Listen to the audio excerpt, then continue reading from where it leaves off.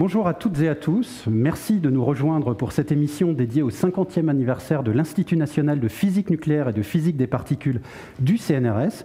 Une émission qui débute dans un lieu chargé d'histoire, chargé de mémoire, chargé de gloire scientifique également. C'est le bureau de Marie Curie, qui est un peu le cœur historique du musée Curie qui nous accueille aujourd'hui.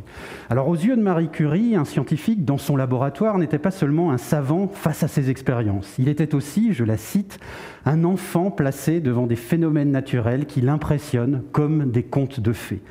C'est pas tout à fait un conte de fées que nous allons relater aujourd'hui, mais une aventure merveilleuse quand même, une aventure scientifique, une aventure technique et technologique, et puis une aventure humaine au-dessus de tout, dont les plus lointaines origines remontent aux premiers travaux sur la radioactivité et qui a été marquée, chemin faisant, par la date que nous célébrons aujourd'hui, le 14 avril 1971, il y a donc très exactement 50 ans, c'était la naissance de l'IN2P3. Alors cet après-midi, nous allons évoquer le passé, évidemment, mais aussi parler du présent et même de l'avenir avec des personnalités qui ont compté, qui continuent de compter dans le parcours de l'IN2P3, du point de vue de l'institution, de ses ambitions, de ses évolutions, et puis bien sûr sous l'angle des recherches qui sont menées en son sein, en relation avec de très nombreux partenaires en France et à l'international, puisque nous allons entendre aussi des collègues récompensés par des médailles de bronze et de cristal du CNRS qui partageront avec nous leurs travaux. Mais tout ne se déroulera pas que entre les murs de ce bureau, ni dans les autres pièces de ce musée qu'on va découvrir au fil de l'émission. Je compte aussi sur vous qui nous suivez en ligne. Je sais que la tentation est forte en ce moment de garder un œil sur sa messagerie, sur son téléphone portable. Alors pour cet après-midi, au moins, coupez-moi tout ça et participez via le chat. Perrine Royol de Gieux, qui nous accompagnera tout au long de cette émission, et son équipe de modératrices et de modérateurs se feront une joie de nous transmettre vos questions et vos observations, et nos intervenants se feront un devoir d'y répondre. Alors sans plus attendre, je vous propose d'accueillir le premier d'entre eux, le président directeur général du CNRS, Antoine Petit, qui nous a fait l'honneur, le plaisir aussi, d'être parmi nous. Alors Antoine, il y a 2 ans, nous fêtions les 80 ans du CNRS. Aujourd'hui, ce sont les 50 ans de l'IN2P3. C'était important pour vous d'être parmi nous aujourd'hui ? C'était tout à fait essentiel. L'IN2P3 est un des 10 instituts du CNRS et c'est difficile d'avoir des préférences entre les instituts, sauf aujourd'hui. Je pense que l'IN2P3, c'est le plus bel institut du CNRS jusqu'à ce soir minuit. Et plus sérieusement, je tenais vraiment à être là pour saluer tous les collègues qui, dans les laboratoires, que ce soit des chercheurs, les personnalités, que ce soit des personnels du CNRS, mais aussi des personnels des partenaires, contribuent à cette recherche de l'IN2P3 qui a évolué au cours des années, on le verra. Mais je trouve ça assez émouvant d'être aujourd'hui dans le bureau de Marie Curie. Et Marie Curie, spécialiste de physique nucléaire, faut-il le rappeler. Et comme tu l'as dit, Denis, l'IN2P3 a été créé aussi parce que la France souhaitait être une des nations majeures dans le domaine de la physique nucléaire. Et donc, à ce titre, avoir choisi le musée Curie et le bureau de Marie Curie me semble un élément extrêmement important. Alors, voilà. Justement, il y a la physique nucléaire, ça c'était les origines, mais depuis, il a bougé cet institut, il a évolué, il a fait d'autres choses. Oui, alors 50 ans, c'est à la fois très long et très court. On dit souvent que la recherche s'inscrit dans le temps long. C'est peut-être encore plus vrai pour les activités de l'IN2P3 qui maintenant vont quasiment du début de l'univers, qui remontent au début de l'univers, et c'est ça qui est absolument fascinant. Et je ne suis pas spécialiste de physique des particules, donc prenez mes propos comme celui d'un candide, mais finalement, voir que l'IN2P3 s'intéresse autant à l'infiniment petit qu'à l'infiniment grand, avec ce paradoxe que ces deux infinis, d'une certaine façon, se rapprochent, est quelque chose de fascinant. Mais on sait par exemple que la symétrie matière-antimatière tire en fait à ses origines du tout début de l'univers, mais est aujourd'hui observée dans les grands accélérateurs. Et c'est cette évolution scientifique qui, j'imagine, va être reprise en détail cet après-midi et qui a fait aujourd'hui que l'IN2P3 est un des instituts les plus performants au niveau mondial dans son domaine. Un institut, je l'ai déjà dit, dont le CNRS est particulièrement fier aujourd'hui. Et qui travaille autour de grands instruments, notamment de très grands instruments. Absolument. Ça, c'est une particularité de l'IN2P3. C'est à la fois fascinant d'un point de vue scientifique et et parfois, il faut bien le dire, parce qu'on est entre nous, un peu inquiétant d'un point de vue budgétaire. Hein, ça, il faut le reconnaître. Je sais que mes spécialistes de l'IN2P3 vont râler de ce propos, mais le fait est que ce sont des investissements qui sont colossaux, mais qui sont nécessaires à la science. Hein, je crois qu'il faut le rappeler. Donc c'est vrai, par exemple, pour le GANIL à Caen. C'est vrai aussi pour le CERN à Genève, dont le CNRS est un partenaire majeur, mais c'est aussi vrai pour un certain nombre de grands instruments, que ce soit en Asie ou aux États-Unis, en Amérique. C'est une particularité du domaine, c'est que le terrain de jeu est international. Ce sont via des collaborations avec les meilleurs du monde entier que nous arrivons à être performants, que l'IN2P3 arrive à être performant. Et c'est ça, je crois, qui a été le succès de l'IN2P3 au cours de ces 50 années. C'est cette capacité, je l'ai dit, à avoir sur le territoire français des laboratoires communs avec des universités, mais aussi peut-être surtout de se positionner comme un acteur absolument incontournable sur la scène internationale. Voilà, donc c'est pour ça que j'étais très heureux de faire cette brève introduction, de souhaiter à l'IN2P3 et à tous ses membres un très heureux anniversaire. Et je suis très fier et très heureux que l'IN2P3 soit un des instituts du CNRS, le plus beau aujourd'hui. Mais je crois plus sérieusement que la science qui s'y développe fait honneur au CNRS, fait honneur à la France. Donc merci à l'IN2P3. Merci beaucoup Antoine Petit pour ces mots encourageants, qui n'ont sans doute pas fait râler du tout, au contraire, je trouvais ça très encourageant, à destination de nos collègues de l'IN2P3, finalement à destination de toutes celles et ceux qui suivent avec passion leurs travaux. Alors, avant d'accueillir leur directeur, Reynald Pin, nous allons entendre un autre message qui sera lui aussi, j'en suis sûr, très, très encourageant. C'est celui de Thierry Philippe, le président du directoire de l'Institut Curie, qui nous accueille aujourd'hui. Chers collègues du CNRS et de l'IN2P3, chers amis, il y a exactement un demi-siècle, jour pour jour, le 14 avril 1971, était créé l'Institut de physique nucléaire et de physique des particules, dont nous fêtons aujourd'hui le 50e anniversaire. 50 ans plus tard, en 2021, c'est dans un contexte bien particulier, mais avec beaucoup de plaisir, que l'Institut Curie s'associe à vos côtés à la célébration de cet anniversaire. Célébrer ensemble, c'est bien sûr l'occasion de rendre hommage à nos prédécesseurs, de rappeler notre histoire commune. Le 14 avril 1971, c'est le professeur Jean Teillac, qui était le successeur de Frédéric Joliot-Curie à la direction du laboratoire de l'Institut du Radium, qui a fondé l'IN2P3 du CNRS. Faut-il également rappeler que Jean Teillac passa sa thèse de doctorat en physique nucléaire sous la direction d'Irène Joliot-Curie. C'est également lui qui facilitera le développement du campus d'Orsay et des accélérateurs de particules qui nous permettent aujourd'hui de soigner des malades au centre de protonthérapie.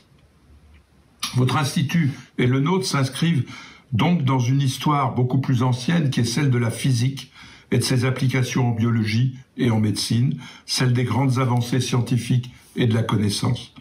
Nul besoin de préciser que le lien entre nos deux instituts sont nombreux et ont marqué l'histoire de la recherche scientifique. Et dans ce sens, le musée Curie, qui accueille aujourd'hui cet événement de lancement de vos 50 ans, en est un magnifique symbole. D'abord parce qu'il est le parfait témoin d'une richesse historique et scientifique exceptionnelle, mais ensuite parce qu'il est un vrai trait d'union, notre espace partagé, puisqu'il dépend, en tant qu'unité mixte du CNRS, à la fois de l'Institut Curie et de l'IN2P3. Le musée, c'est donc ce lieu où nous aimons revenir pour nous rappeler sans cesse que nous dépendons de cette grande histoire écrite et entrelacée de génie scientifique, mais également d'institutions qui se construisent, qui se consolident au long cours, non sans encombre quelquefois, mais avec ce souci permanent de l'excellence, de l'interdisciplinarité, et ce, au-delà des frontières. Autre point qui nous rassemble, cette année 2021, alors qu'en ce jour, l'IN2P3 fête ses 50 ans, la Fondation Curie célébrera, à partir du 27 mai, son centenaire. L'occasion pour nous aussi de commémorer, de faire vivre notre héritage au quotidien, mais aussi dans l'avenir. Voilà, je ne serai pas beaucoup plus long, mais c'est quelques mots pour vous redire toute notre amitié, toute notre implication. Vous souhaitez un très heureux anniversaire et vous souhaitez qu'on puisse se retrouver sans Covid, tous ensemble, dans le futur, comme on l'a fait dans le passé. Et nous accueillons maintenant le directeur de l'IN2P3, Reynald Pin. Alors Reynald, il y a 50 ans, jour pour jour, naissait l'IN2P3. J'imagine que ça vous fait un petit quelque chose de célébrer cet événement dans ce bureau-là en particulier. Absolument. Bonjour Denis, bonjour à tous et toutes. Effectivement, donc, je suis très impressionné d'être dans ce bureau ici. Je voudrais dire que l'IN2P3, c'est avant tout des chercheurs et des chercheuses, des ingénieurs, des techniciens, des techniciennes, qui en fait sont répartis dans un certain nombre de laboratoires en France et des infrastructures de recherche. Il y en a ici à Paris, donc on a parlé ici du musée Curie, mais il y en a aussi par exemple à Lyon. À Lyon, on a ce centre de calcul où sont, disons, stockées et traitées toutes les données avec lesquelles les chercheurs travaillent. Et ça, c'est un peu le cœur de l'Institut, d'une certaine manière. Il y a aussi un laboratoire à Marseille, un peu plus au sud à Marseille, Montpellier, Toulouse. Je remonte vers l'ouest, Nantes, Caen. Caen, il y a aussi une infrastructure très importante pour nous qu'on appelle le GANIL, le Grand Accélérateur National Lyon-Lourd, là où s'effectuent les recherches en physique nucléaire. Je continue un petit peu vers l'est et j'arrive à Strasbourg. Et donc là, je pense que j'ai fait essentiellement le tour. C'est là où sont nos chercheurs et nos chercheuses, et c'est là où se passe l'essentiel de notre recherche. Et je crois qu'il y a aussi des lieux un peu insolites parmi ces laboratoires. Effectivement, donc les chercheurs sont dans les laboratoires, mais aussi effectuent leur recherche dans des lieux parfois plus insolites. Je voudrais mentionner par exemple à Chaux, dans les Ardennes, où il y a une centrale nucléaire qui produit des neutrinos. Les réacteurs nucléaires produisent des neutrinos. Et donc les chercheurs s'installent ici pour détecter ces neutrinos. Je pense aussi au laboratoire sous-marin qui est au large de Toulon, dans lequel on installe des détecteurs aussi, cette fois pour détecter des neutrinos, mais cette fois des neutrinos atmosphériques. Et pour terminer, je pense aussi au laboratoire souterrain de Modane, qui lui est situé, disons, sous la montagne du Fréjus, et donc permet de se protéger des rayonnements cosmiques et de faire un certain nombre d'expériences, de détecter des événements très rares. Oui, c'est donc de la science un peu en milieu extrême, et donc une palette infinie de recherches dans ces différents laboratoires, et en même temps, il y a quand même des points communs, des choses qui les rassemblent autour de cet institut national. Oui, alors, un des points particuliers, disons, de ces laboratoires, c'est qu'ils travaillent tous ensemble, et très souvent sur des grands instruments de recherche. Donc, j'ai mentionné le GANIL, un accélérateur de particules. Je voudrais aussi mentionner le CERN à Genève. Donc, on a un laboratoire, par exemple, j'ai oublié de mentionner tout à l'heure, bien sûr, Grenoble et Annecy. Donc, Annecy, proche du CERN à Genève, où nos chercheurs vont, disons, faire de la physique des particules. Il y a aussi d'autres grands instruments, les détecteurs de rayons cosmiques qui sont situés, par exemple, en Argentine, donc le détecteur Auger. Donc nos infrastructures de recherche, celles sur lesquelles on fait nos expériences, sont situées en France aussi, en Europe, mais aussi dans d'autres pays, aux États-Unis par exemple, au Japon et même en Chine. D'accord. On parle beaucoup, alors, IN2P3, de deux infinis. Alors moi, c'est quelque chose qui m'interpelle, parce qu'en tant qu'historien des sciences, un infini, je trouve déjà ça pas mal. Vous en avez carrément deux. Enfin, expliquez un peu cette expression. Oui. Donc effectivement, l'essentiel des recherches, ou disons la priorité et disons le focus de nos recherches se fait sur l'infiniment petit d'une part, donc la physique des particules, pour dire ça un peu rapidement, et l'infiniment grand, donc la physique de l'univers d'une certaine manière, donc l'expansion de l'univers par exemple. Et donc il se trouve qu'en fait il n'y a pas deux physiques, il y a finalement une seule physique. C'est cette physique qui, par exemple, explique l'expansion de l'univers. Le Big Bang, le début de l'univers s'est passé avec un Big Bang. Les particules, c'était un plasma très très chaud qui s'est refroidi petit à petit, et les particules élémentaires interviennent dans cette mécanique-là, dans cette physique-là. Donc tout ça est très lié d'un point de vue théorique, d'un point de vue expérimental, et nos chercheurs travaillent chaque jour sur ces domaines. Oui, c'est ça. Donc deux infinis, ça débouche sur une infinité de réalisations. On va évidemment pas toutes les lister aujourd'hui, la journée ne suffirait pas, mais j'imagine que c'est ça que vous souhaitiez célébrer aussi aujourd'hui. Absolument. Donc, dans ces 50 années, un certain nombre de projets, de réalisations ont eu lieu, et c'est ce que l'on veut souhaiter, ce que l'on souhaite, disons, célébrer aujourd'hui. En fait, aujourd'hui, c'est le début. Il se trouve que chaque laboratoire va organiser dans les mois qui viennent, dans les mois qui suivent, une journée de discussion, une journée où il y aura des séminaires, des présentations, quelques expériences ouvertes au public, ouvertes aux étudiants. Et donc nous vous invitons tous à venir dans ces laboratoires, parler, apprendre, discuter de recherche avec nos chercheurs, ingénieurs, techniciens et techniciennes. Oui, partager avec eux leur passion, leur véritable passion. D'ailleurs, c'est un maître mot de la journée d'aujourd'hui, la passion. Et mon petit doigt me dit que nous allons encore la retrouver avec notre prochaine invité, cette passion. Merci beaucoup, Rénal, pour ces quelques mots liminaires. Et puis on se revoit de toute manière tout à l'heure. On se revoit tout à l'heure. Merci beaucoup. Merci.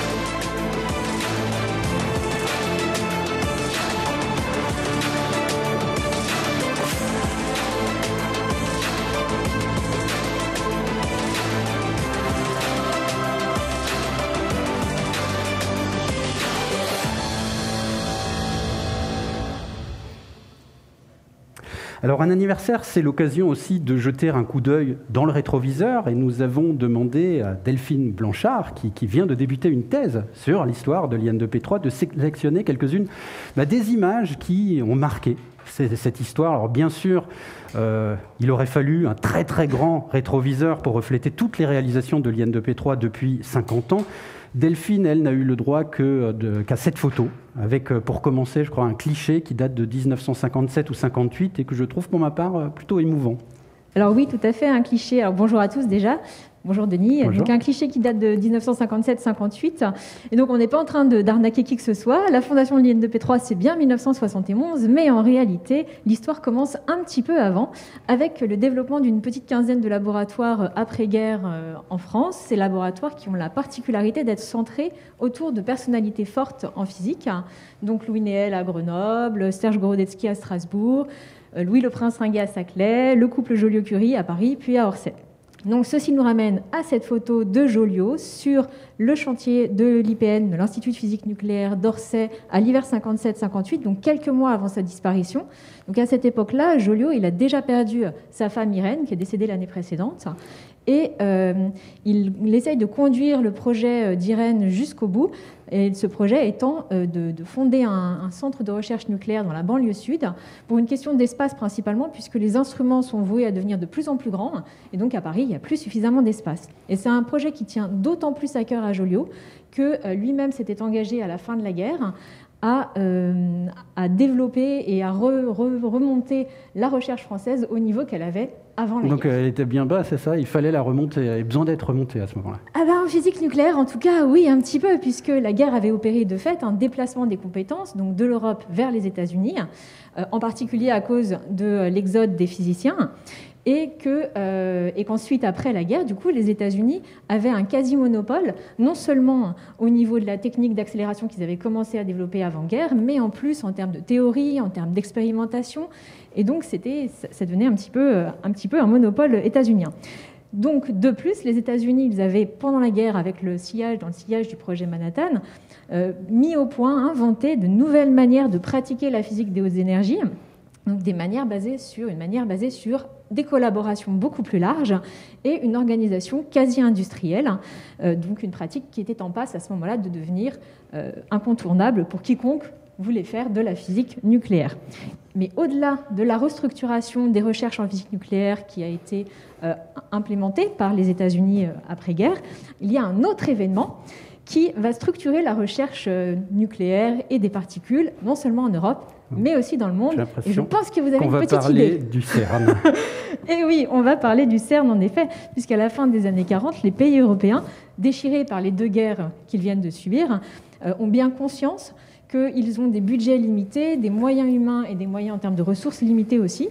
Et donc Louis de Broglie, un physicien français très, très connu, propose en 1949 l'idée d'une collaboration à l'échelle du continent en physique nucléaire. Donc son idée, elle ne fait pas d'émule tout de suite, mais elle reçoit le soutien des États-Unis l'année d'après, ce qui fait que finalement, au début des années 50, le CERN est créé, donc le Centre européen de la recherche nucléaire à ce moment-là.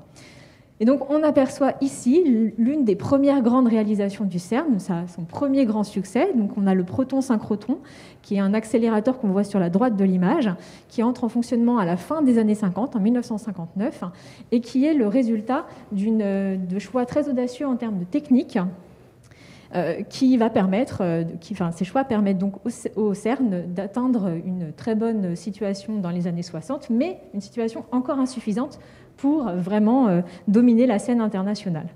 Mais ça n'empêche pas quand même, dès ce moment-là, d'attirer énormément de physiciens et de constituer déjà une autorité structurante et suffisante pour que la plupart des pays européens, dont la France, qui contribue de façon financière importante au CERN, donc la plupart des pays européens renoncent à installer des accélérateurs de particules sur leur propre territoire. D'accord, mais alors avant d'en revenir à la France, justement, en 2 mots, où en sont les disciplines subatomiques à l'aube des années 60 ? Ah bah ça aussi, c'est une autre pression qui est exercée pour une restructuration de la recherche. Alors on a, si on résume un petit peu, la physique nucléaire, on connaît bien les noyaux, mais on n'est pas encore au bout de nos surprises pour toute la complexité qu'on va trouver dans ces noyaux. Et pour la physique des particules, eh bien, là, on est bien embêté parce qu'on a un zoo de particules et on ne sait pas trop comment les organiser. Et pour cause, puisque le modèle des quarks n'a pas encore été inventé. Mais ce sera chose faite quelques années plus tard, en 1964. Et donc, le modèle des quarks et 2-3 autres inventions théoriques absolument sensationnelles permettent un envol du modèle standard de la physique des particules dans les années 70. Donc voilà, il y a aussi un autre domaine qui est peut-être moins évident quand on parle de physique nucléaire ou de physique des particules, qui prend son essor dans les années 60-70, c'est celui de la détection des messagers venus de l'espace, et j'entends bien sûr les neutrinos, les rayons gamma, les ondes gravitationnelles. Donc tout cela laisse présager de futurs passionnants et exerce donc une pression structurante supplémentaire. Oui, j'ai l'impression qu'on se rapproche petit à petit de la fondation de l'IN2P3 quand même. Oui, quand même, il faut à un moment donné y aller. Il faut y aller. Donc rappelez-vous, j'ai précisé au début que les laboratoires s'étaient constitués autour de personnalités fortes, et ces personnalités vont avoir une influence dans la façon dont les laboratoires français, donc une petite quinzaine, vont adhérer ou non à l'idée d'un institut national, d'un institut qui les regrouperait. Alors les laboratoires français, ils ont à ce moment-là un autre problème, c'est qu'ils doivent composer avec le budget que l'État accorde au CERN d'une part et au CEA de l'autre part. Donc le CEA, le Commissariat à l'énergie atomique, fondé en 1945. Alors, au début des années 60, quand même, il faut faire quelque chose. Et André Blanc-Lapierre, qui est alors directeur du laboratoire de l'accélérateur linéaire, le LAL, à Orsay, propose de créer un institut national réunissant, le CNRS, l'enseignement supérieur et le CEA.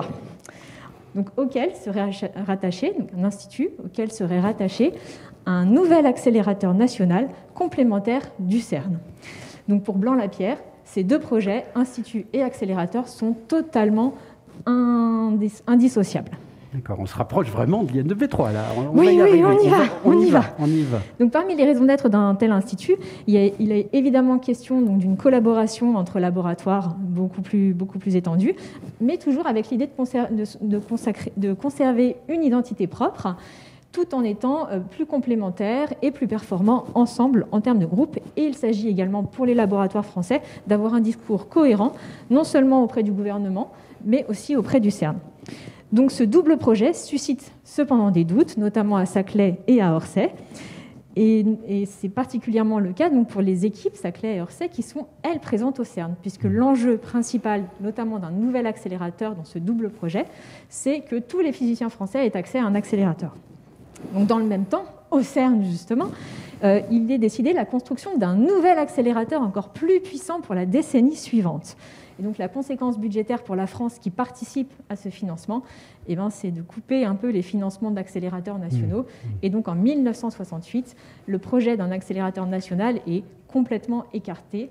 Et voilà. Donc, du coup, André Blanc-Lapierre, qui portait ce double projet depuis le début, est dépité, il démissionne. et il laisse la place à Jean Teillac, comme on a vu tout à l'heure, ce qu'on a vu tout à l'heure sur l'image de Teillac et de Joliot. Donc voilà, alors même qu'à ce moment-là, au moment où le principe d'un accélérateur est écarté, le principe d'un institut, lui, est validé. Donc on arrive enfin à la création de cet institut avec un acte de naissance. Ce n'est pas forcément la photo la plus sexy, la photo suivante, mais c'est un décret et c'est capital, c'est l'acte de naissance de l'IN2P3. Oui, mais là, vous avez été un petit peu vite en besogne. Je ne suis pas sûr, mais bon, allons-y. Si, parce que... Il reste que 3 ans. Parce que d'abord, avant d'avoir le décret, il va falloir faire un premier projet de statut en 67, puis un second, un deuxième plutôt, un troisième, un quatrième. J'espère que ça n'ira pas jusqu'à 20 aussi, quand même, d'accord. Ça va jusqu'à 20, justement, avant ce décret, le décret 71-279 du 14 avril 1971, portant, je cite, création d'un institut national de physique nucléaire et de physique des particules. Donc, Jean Teillac est nommé directeur, avec pour adjoint administratif Georges Ritchie et pour adjoint scientifique Jean Yocos. Donc les péripéties ne s'arrêtent pas là. Eh bien non, les péripéties ne s'arrêtent pas là, puisqu'il y a encore beaucoup de choses à raconter sur l'IN2P3, les relations de l'IN2P3 avec le CNRS d'une part, avec le CA d'autre part. Mais ces choses-là, on les lira dans votre thèse, avec plaisir. On les dira dans ma thèse avec plaisir. Donc rendez-vous dans 3 ans. Et on va faire tout de suite passer à un élément capital dans l'histoire de l'IN2P3, ce sont les instruments. Vous avez sélectionné des instruments, et on va commencer tout de suite par un premier instrument, et on ne va pas dire de quoi il s'agit, parce que c'est un instrument mystère.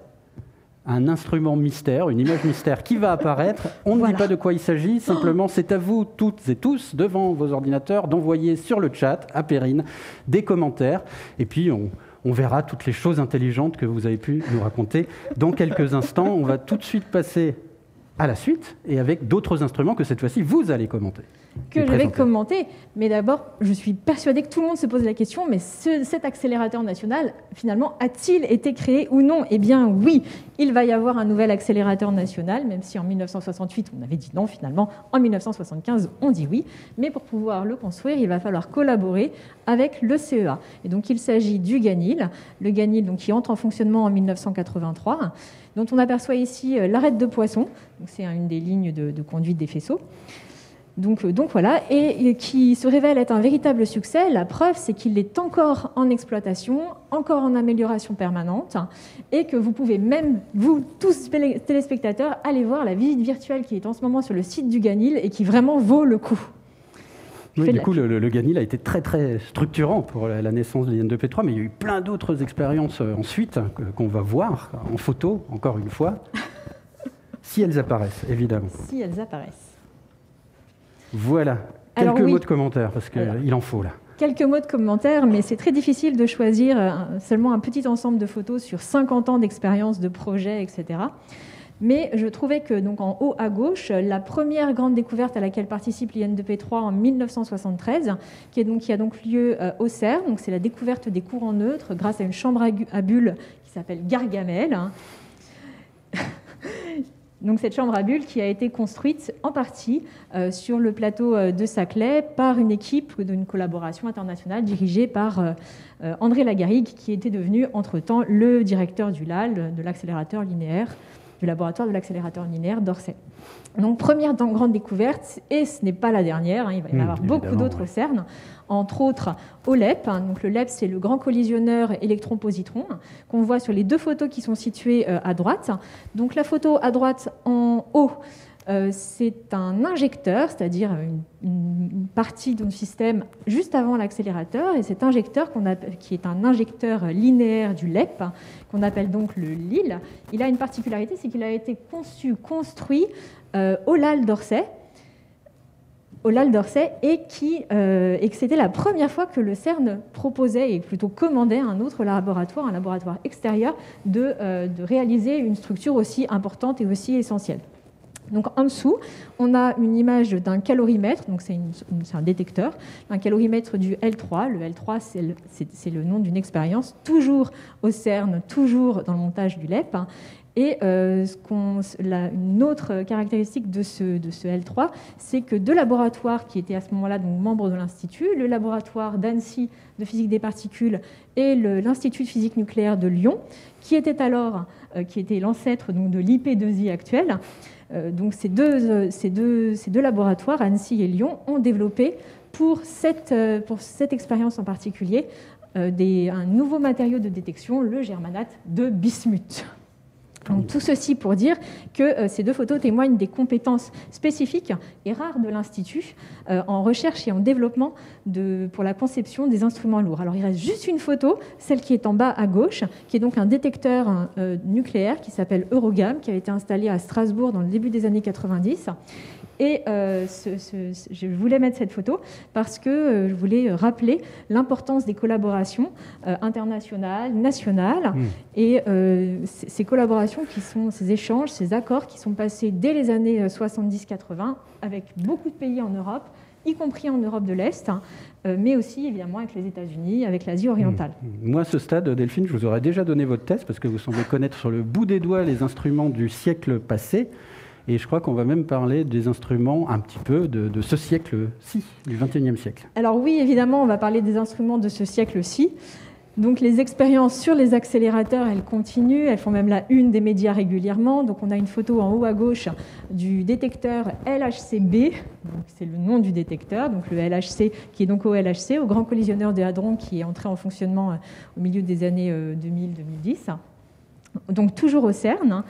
Donc voilà, on est toujours dans des dimensions gigantesques, mais une des caractéristiques peut-être, je trouve, du moins pour l'instant, du XXIe siècle, c'est d'avoir des instruments qui sont installés sur des lieux qui sont de plus en plus improbables et de plus en plus variés. Donc on a par exemple en haut à gauche le détecteur Antares, qui a déjà été mentionné tout à l'heure, je crois, qui est installé, qui est un détecteur pour la recherche des neutrinos et qui est installé au large de la Méditerranée, au large de Toulon, en mer Méditerranée, en 2006. On en a parlé tout à l'heure avec Reynald. Voilà, tout à fait. Autre lieu, autres exigences dont vous n'avez pas parlé. Il s'agit du spectromètre magnétique alpha, l'AMS, qui a été installé en 2011 sur la Station spatiale internationale et qui est encore en fonctionnement et qui va le rester jusqu'à la fin de l'exploitation de la Station spatiale internationale.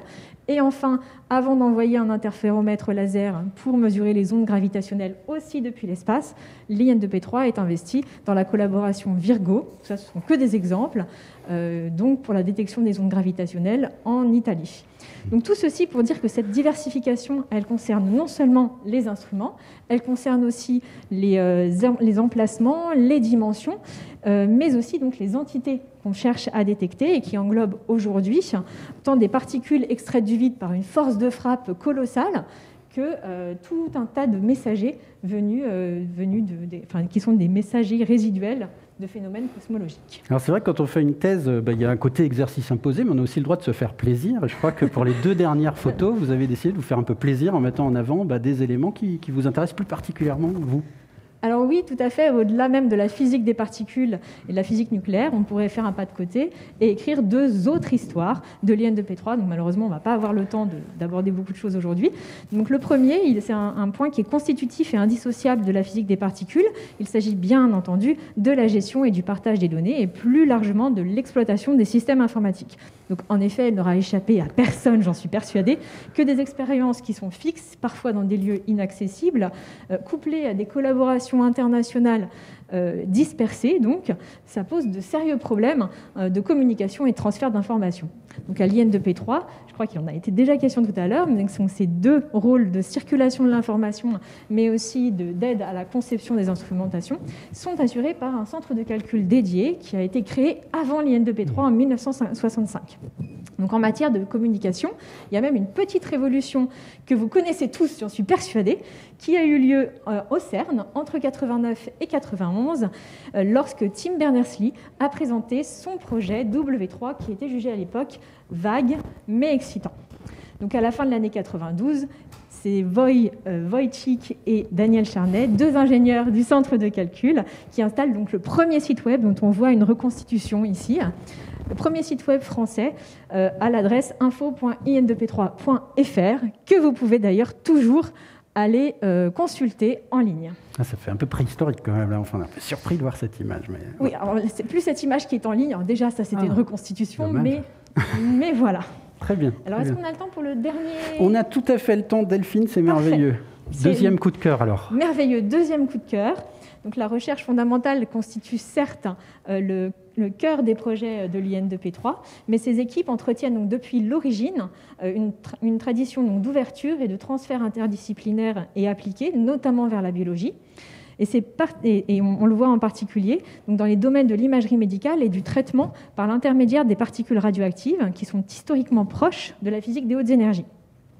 Ainsi qu'en témoigne d'ailleurs la ligne directrice qui était voulue par Marie Curie lorsqu'elle a instauré ou lorsqu'elle a rejoint l'Institut du radium qui était fondé pour elle.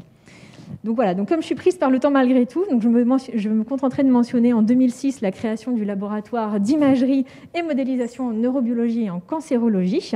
Et donc on voit ce cliché qui a été pris dans ce laboratoire en 2011. Alors je me demande ce que Marie Curie aurait pu en penser, puisque ce cliché illustre à la fois, donc c'est à la fois une imagerie donc par deux méthodes qui sont complètement issues des avancées technologiques en physique nucléaire, en physique des particules, qui ont des noms totalement barbares de tomodensitométrie et de tomographie par émission de positrons-électrons, enfin d'électrons-positrons. Donc voilà. Et on voit aussi sur cette image, donc c'est aussi une illustration thérapeutique puisqu'on voit des particules radioactives qui ont été se déposer sur une tumeur cancéreuse pour non seulement vérifier, enfin c'est une évolution de ce dépôt, pour vérifier qu'une chimiothérapie fonctionne ou pas. Très bien, très bien. Voilà. Écoutez, c'est beaucoup d'histoires encore à écrire. Oui, mais elles se trouveront, je suis sûr, dans la thèse. Je rappellerai juste que cette thèse, elle a commencé il n'y a que 3 mois. Donc je suis quand même assez bluffé de l'exposé qu'on vient d'entendre. Et je me tourne vers Perrine tout de suite parce qu'on a quand même posé une question en cours de route. Alors j'espère que les internautes ne sont pas laissés bercer par la belle histoire que vient de nous raconter Delphine. Et est-ce qu'ils ont pensé à répondre? Ils ont pensé à répondre, mais tout de suite. En fait, je voulais quand même dire bonjour. Denis, on est déjà 883 sur le live, donc c'est un succès. Et évidemment, on va vous expliquer ce qui s'y passe, mais on va d'abord répondre à la question. Ils ont été unanimes, CS, j'espère que c'est ça. Et oui, ils sont trop forts. Bah oui, c'est ça. Je crois même que la personne qui a répondu connaît très bien l'expérience. On a quand même eu des propositions rigolotes. C'est un rasoir géant, etc. Bon, on pense que ça sert à étudier les rayons gamma à travers l'émission gamma de très hautes l'émission des gamma de très hautes énergies. Et le chat se souvient que c'est une expérience qui est en Namibie. Est-ce qu'on s'est trompé? Non. Tout est bon, parfait. Bravo au chat. Incollable. En fait, c'était intéressant parce que sur le chat, évidemment, tout le monde s'est souvenu des photos. La plupart des photos qui ont été montrées, elles ont eu beaucoup de succès. Qui disait, j'ai reconnu mon collègue, qui c'était moi-même qui était sur la photo. Donc vraiment, ça a beaucoup de succès. Et tout le monde évoque ses souvenirs en ce moment dans les laboratoires. On a une question pour Delphine et on aimerait savoir, même si cette thèse vient de commencer, qu'est-ce qui vous a le plus intéressé dans l'histoire de l'IN2P3 à travers les documents que vous avez déjà consultés? Vraiment la structuration des recherches pour le coup. Je pense que c'est quelque chose qui est ressorti un petit peu aussi de l'exposé. Donc comment est-ce qu'un contexte à la fois économique, politique, social, scientifique va influencer la façon dont on va structurer non seulement des laboratoires mais aussi les recherches. Pour l'instant c'est ça. Très bien, très bien. D'autres questions? C'est bon, on continue.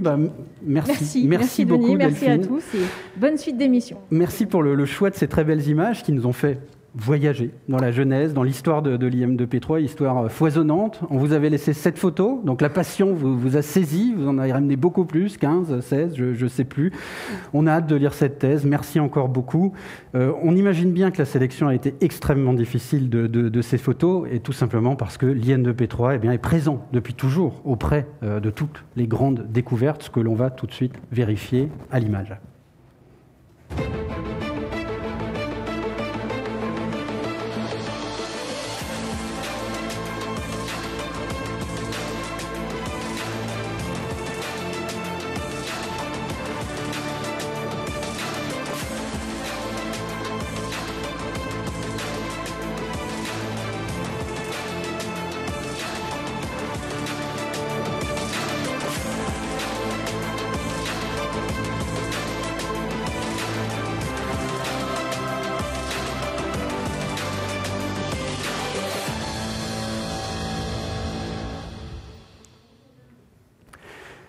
Voilà, donc on abandonne une intervenante pour en récupérer trois.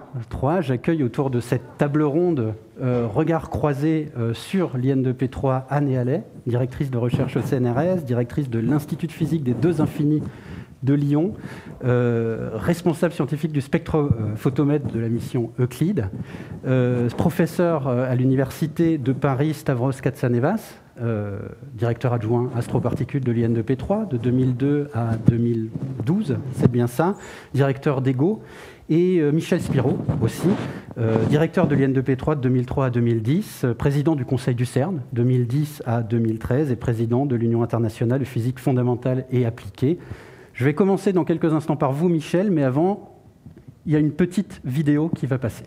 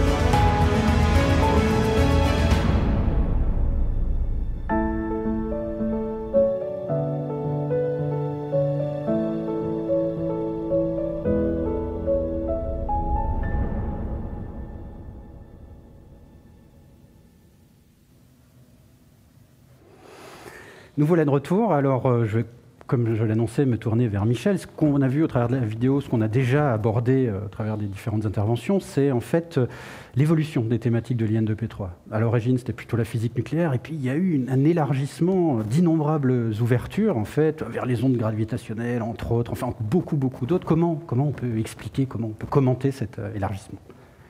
Oui, à l'origine, l'IN2P3 a été créée, comme cela a été dit par les précédents intervenants, pour animer, coordonner, réaliser les recherches sur la physique des hautes énergies. Par haute énergie, on entend les noyaux de la physique nucléaire, mais aussi les protons, les neutrons, et aujourd'hui les quarks et les leptons, c'est-à-dire l'infiniment petit. Mais dans les années 80, on s'est aperçu que les connaissances qu'on avait sur l'infiniment petit, sur ces particules de haute énergie, pouvaient s'appliquer à l'univers dans son ensemble. L'univers est rempli de particules qui voyagent, des messagers de haute énergie et qui nous parviennent. L'univers est le siège de phénomènes de très haute énergie, violents, très violents, que l'on peut détecter avec les appareils que l'IN2P3 sait mettre en place. Et puis le Big Bang, comme cela a été dit, c'est au départ une soupe très dense et chaude de particules très énergiques. Donc la connaissance de l'IN2P3 a pu s'appliquer à l'univers, et en retour, les questions qu'on se pose sur l'univers, notamment à travers ces messagers et ces phénomènes de très haute énergie, a apporté un nouvel éclairage sur la physique des particules.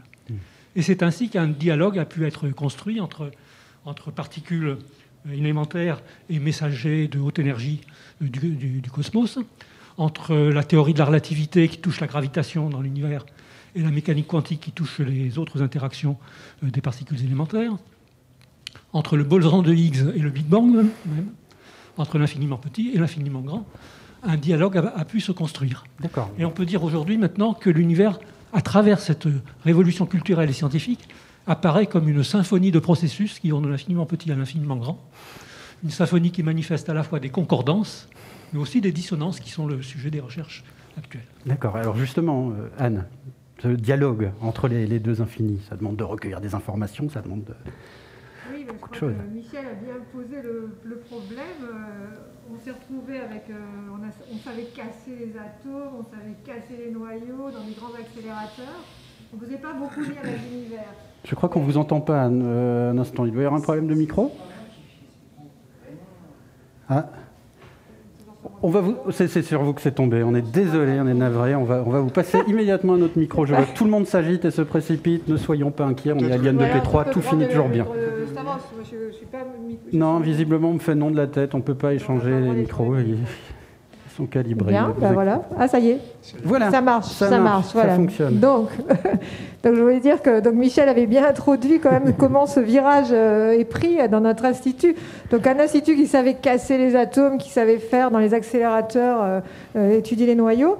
Et puis, je crois que le virage a été pris par des gens visionnaires qui sont aperçus que dans l'univers, jusqu'ici, il y avait des télescopes qui regardaient la lumière, les photons.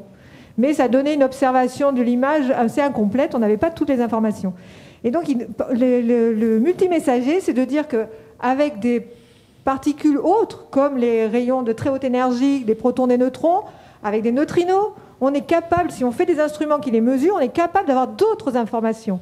Les ondes gravitationnelles, c'est carrément la fenêtre ultime, puisqu'elle nous donne une déformation de l'espace-temps qui va nous donner aussi accès à des phénomènes ultra-violents dans l'univers.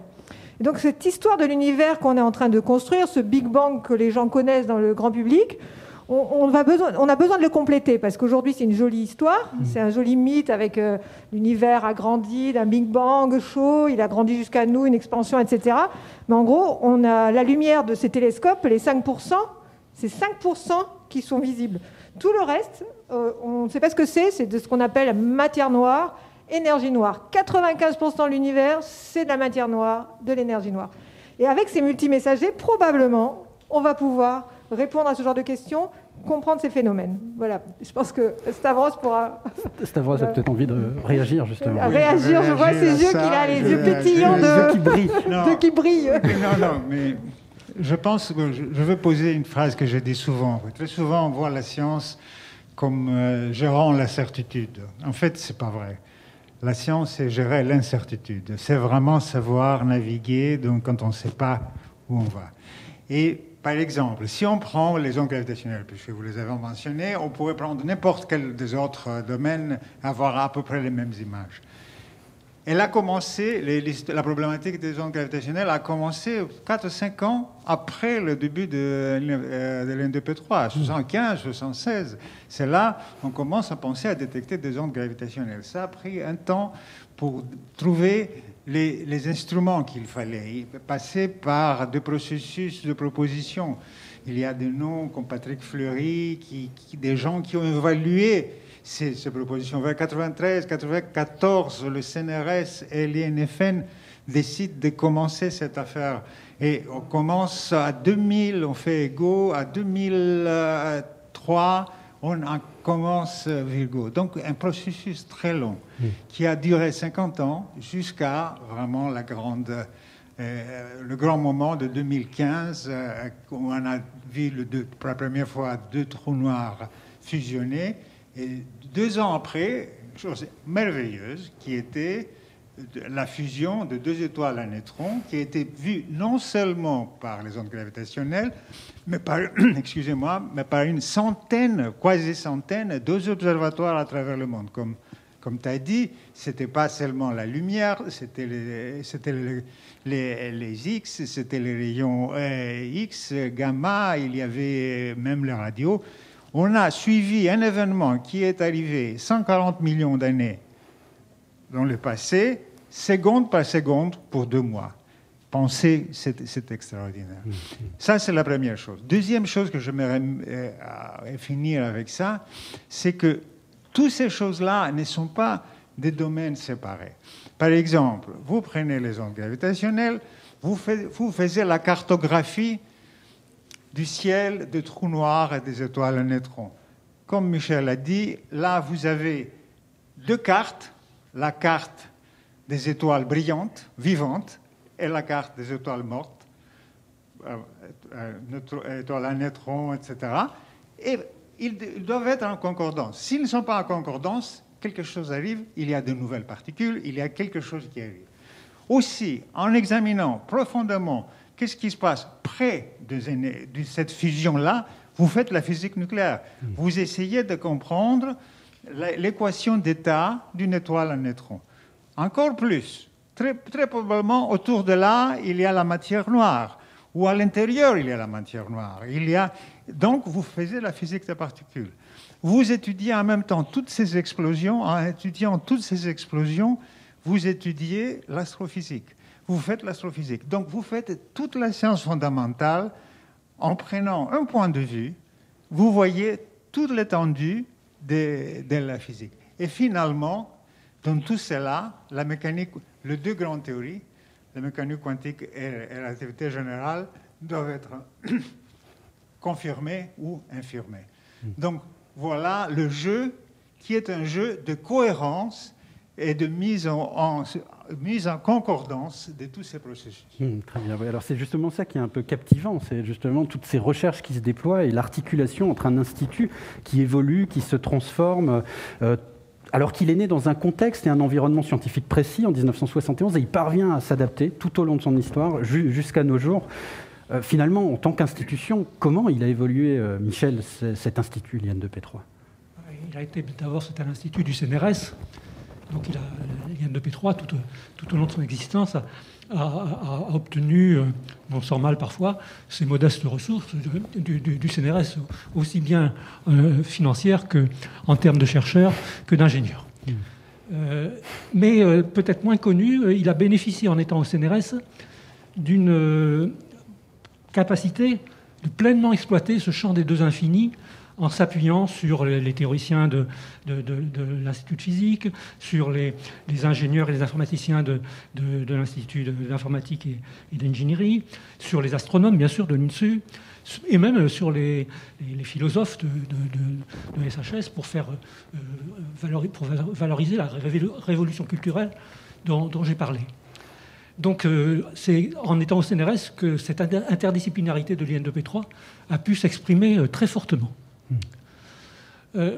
Par ailleurs, le CNRS a toujours appuyé l'IN2P3 dans son rôle de coordinateur national dans un monde, dans une France où le système de recherche est de plus en plus éclaté, puisque les universités sont devenues autonomes. La confirmation du rôle de coordinateur au niveau national de ces recherches sur les 2 infinis est un plus pour l'IN2P3 et pour la France, pour l'impact de notre pays dans ces recherches. Donc, je crois que l'IN2P3 est un peu un modèle. Beaucoup de pays nous l'envient, même certains essayent de nous copier.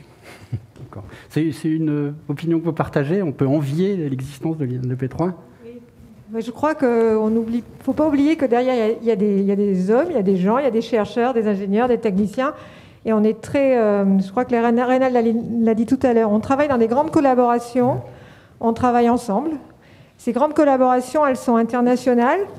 Parce que les investissements qu'on fait pour faire ces grands projets, ils ne peuvent pas être portés même par l'IN2P3, ni par un pays d'ailleurs. Globalement, ils sont portés mondialement, généralement par des grands projets européens ou des grands projets internationaux. Mais ils sont organisés dans des grandes collaborations. Et donc, nos équipes, elles sont intégrées, elles travaillent dans un milieu scientifique absolument fabuleux. On traite on a vu tout à l'heure avec l'Histoire ces immenses équipements dans lesquels on participe, nos équipes font les détecteurs.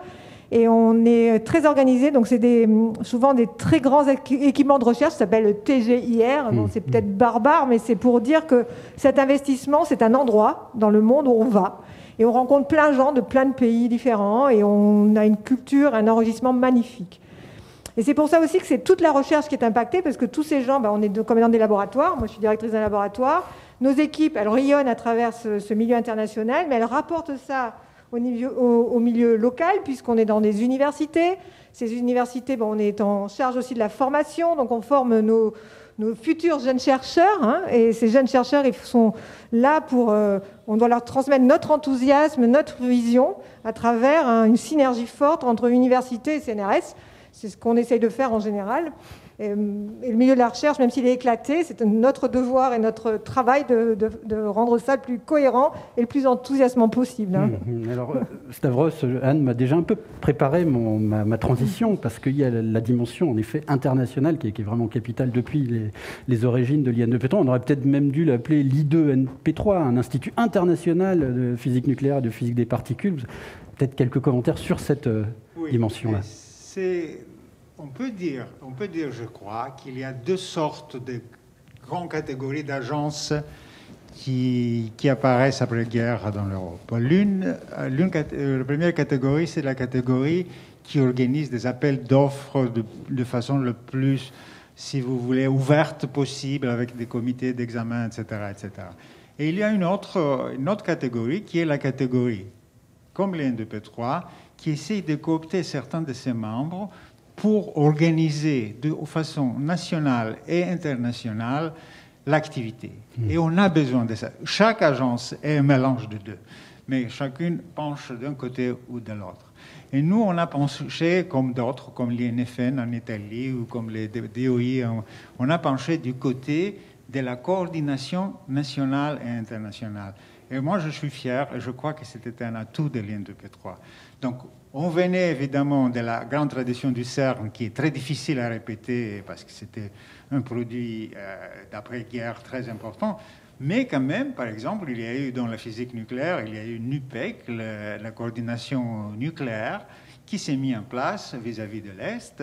Il y a eu, je suis plus proche à ça, APEC, qui était l'Astroparticule European Consortium, qui a essayé aussi de coordonner une chose très difficile, parce que c'était dans l'astroparticule, on était entre l'astrophysique et le particule, donc les frontières n'étaient pas seulement nationales, c'était aussi les frontières entre les disciplines, entre l'astrophysique et la physique des particules, etc., etc.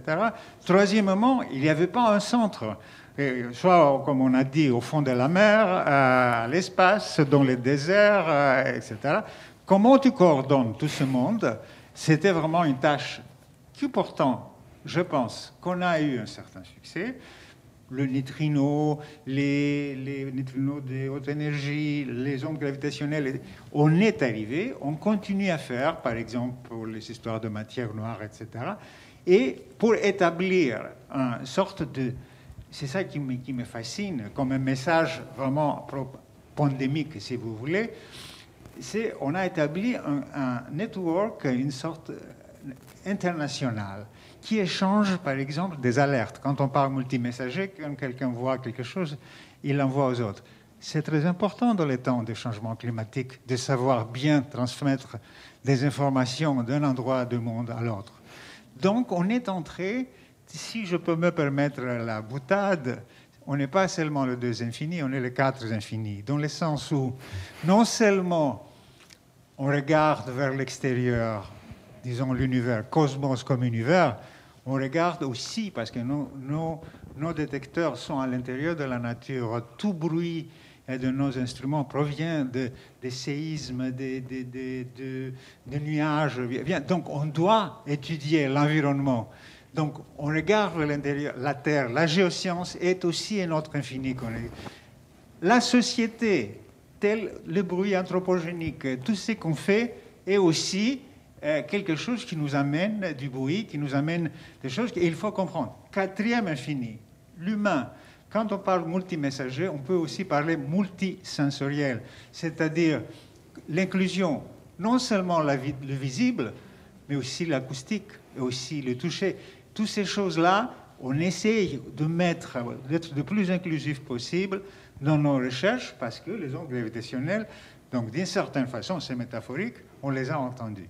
Donc, pour moi, c'est un message qui est très important post-pandémique et qui me rappelle, il y a 50 ans, j'étais jeune à l'époque, j'existais et je voyais Sputnik et Apollo, c'était à peu près là, et il y avait un nouveau élan, non seulement pour la science et l'éducation, mais aussi pour l'humanité, de recommencer à voir différemment tant l'espace que la Terre, le fameux Earthrise.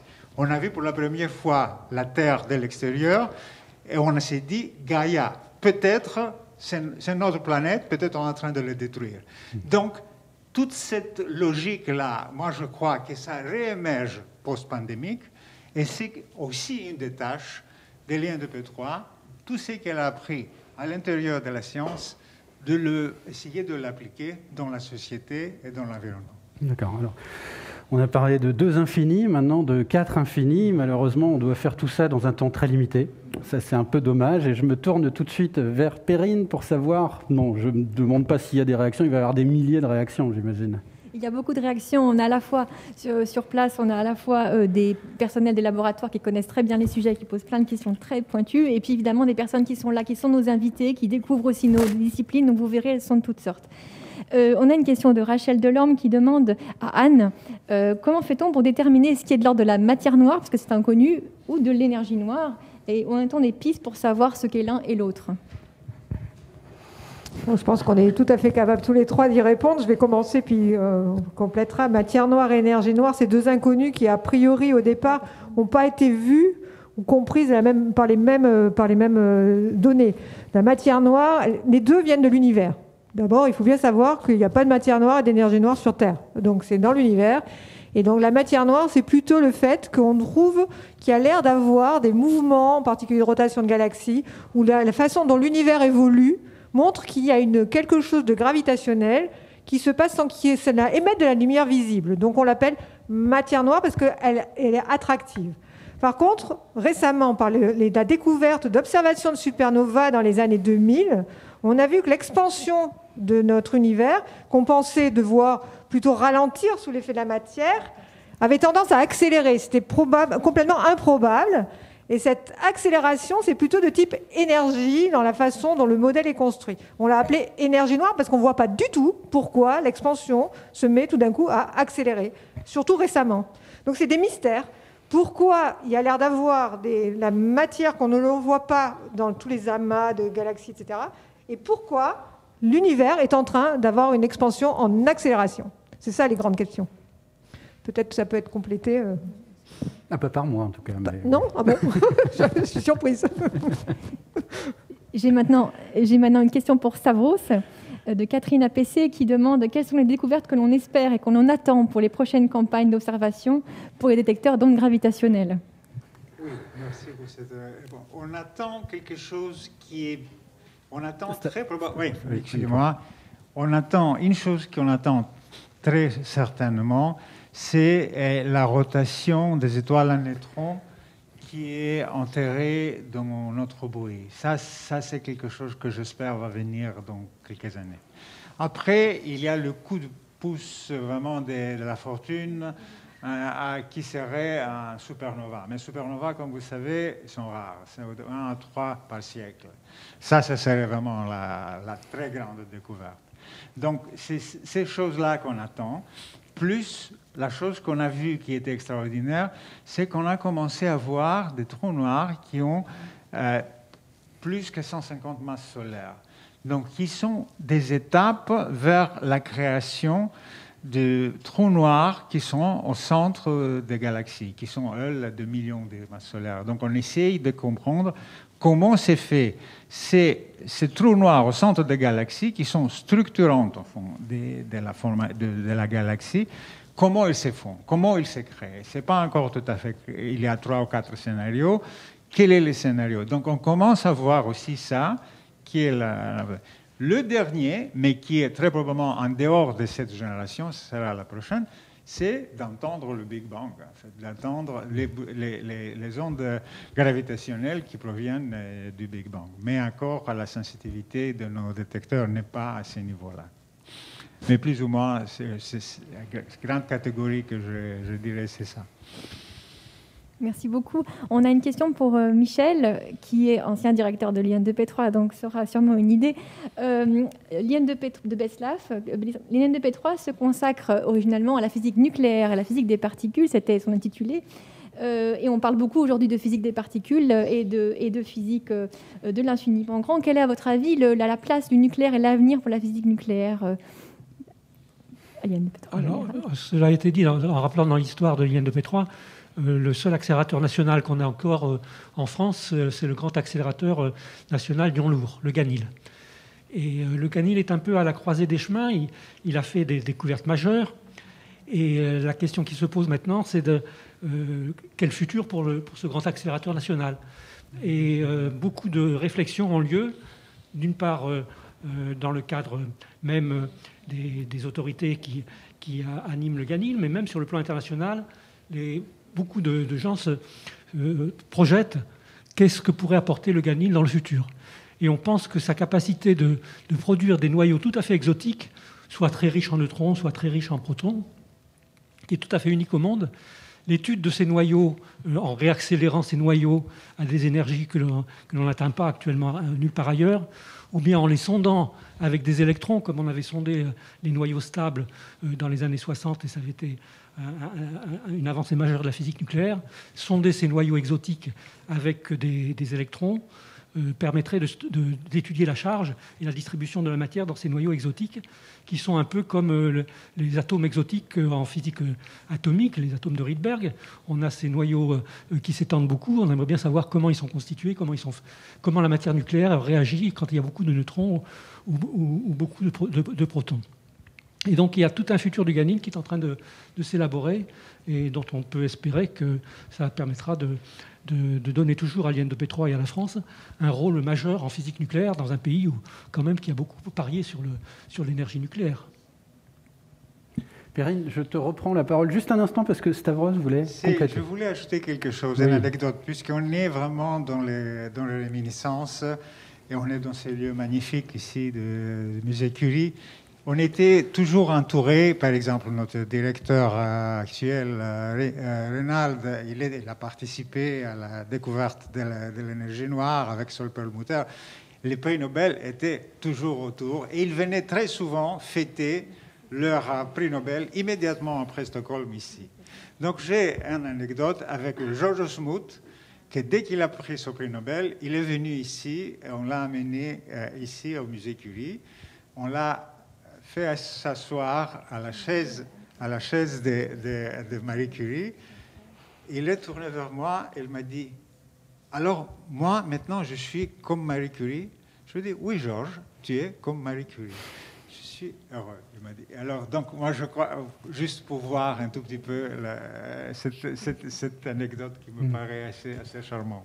Alors, je rappellerai que Marie Curie a eu 2 prix Nobel dans 2 disciplines différentes, donc il va falloir qu'il travaille juste encore un petit peu.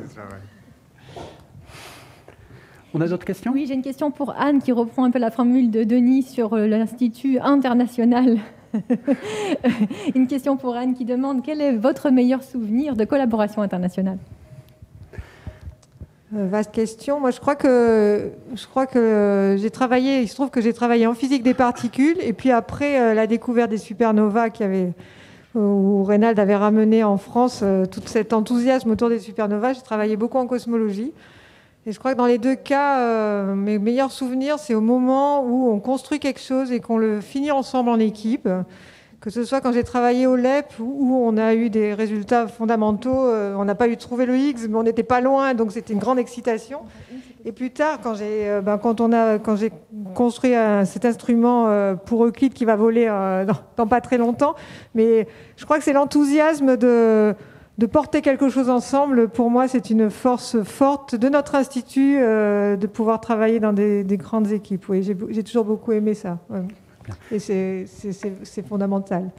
Je voulais rajouter peut-être juste un mot par rapport à tout à l'heure. Je voudrais quand même dire que le nucléaire, c'est le futur pour moi. L'astrophysique, si on ne comprend pas les atomes et si on ne comprend pas les noyaux dans l'univers, on ne comprendra pas les objets futurs. Donc le nucléaire, c'est le futur de l'univers pour moi. Et donc je trouve que c'est important qu'on le dise parce qu'on a toujours l'impression qu'on revient à quelque chose d'ancien, alors que pour moi c'est l'avenir. Je tenais à le dire. Une dernière question ? Je pense que la dernière question va tout à fait dans la continuité de celle-ci. Puisque Savante nous demande, et je pense que c'est une question qu'on peut adresser aux 3 intervenants, est-ce qu'une même expérience étudie les 2 affinis en même temps ? Exactement, je crois que c'était la bonne transition. Pour les ondes gravitationnelles, par exemple, j'ai dit que quand on étudie la fusion de deux étoiles à neutrons, on est en train d'étudier qu'est-ce qui se passe à la surface de cette étoile à neutrons, donc l'équation d'état, comment le neutron se met ensemble, comment ils peuvent travailler, comment être mis ensemble. Donc en même temps, physique nucléaire, comme elle a dit, et onde gravitationnelle, gravitation. Et ce que j'ai mentionné très rapidement, étudier le boson de Higgs, c'est aussi mieux comprendre le Big Bang, c'est-à-dire l'inflation. On pense qu'il y a probablement une interaction entre les deux, qui reste encore à comprendre, mais c'est un sujet commun. D'ailleurs, les mêmes théoriciens font de la cosmologie et de l'étude des fondements de la physique des particules. C'est comme si vous étudiez la mer, vous regardez comment les vagues se forment, mais en même temps, si vous ne comprenez pas comment marche l'eau, eh bien, ça ne marche pas. Il faut faire les deux. C'est pareil dans l'univers, probablement. Merci beaucoup. J'ai une petite voix dans l'oreille qui me dit qu'on arrive à la fin, malheureusement. Parce qu'on aurait bien continué un peu cet échange. Je vous remercie infiniment, tous les 3, pour votre participation. Merci. Merci beaucoup.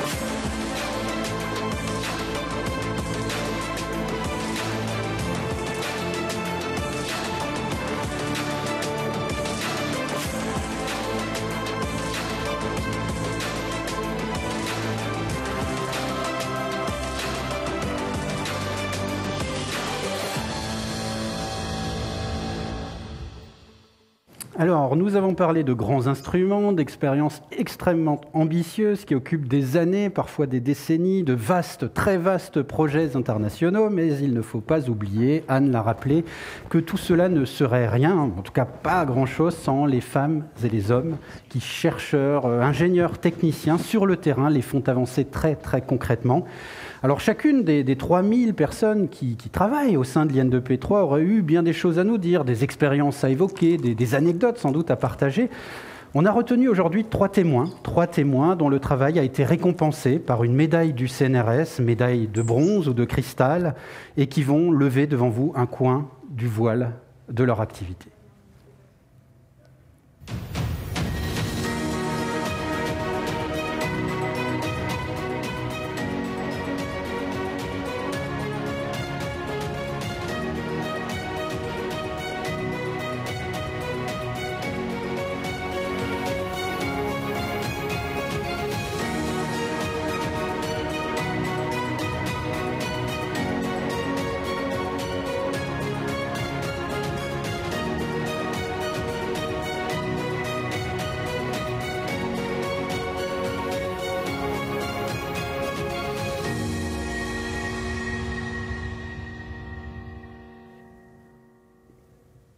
Nicolas Morange, bonjour.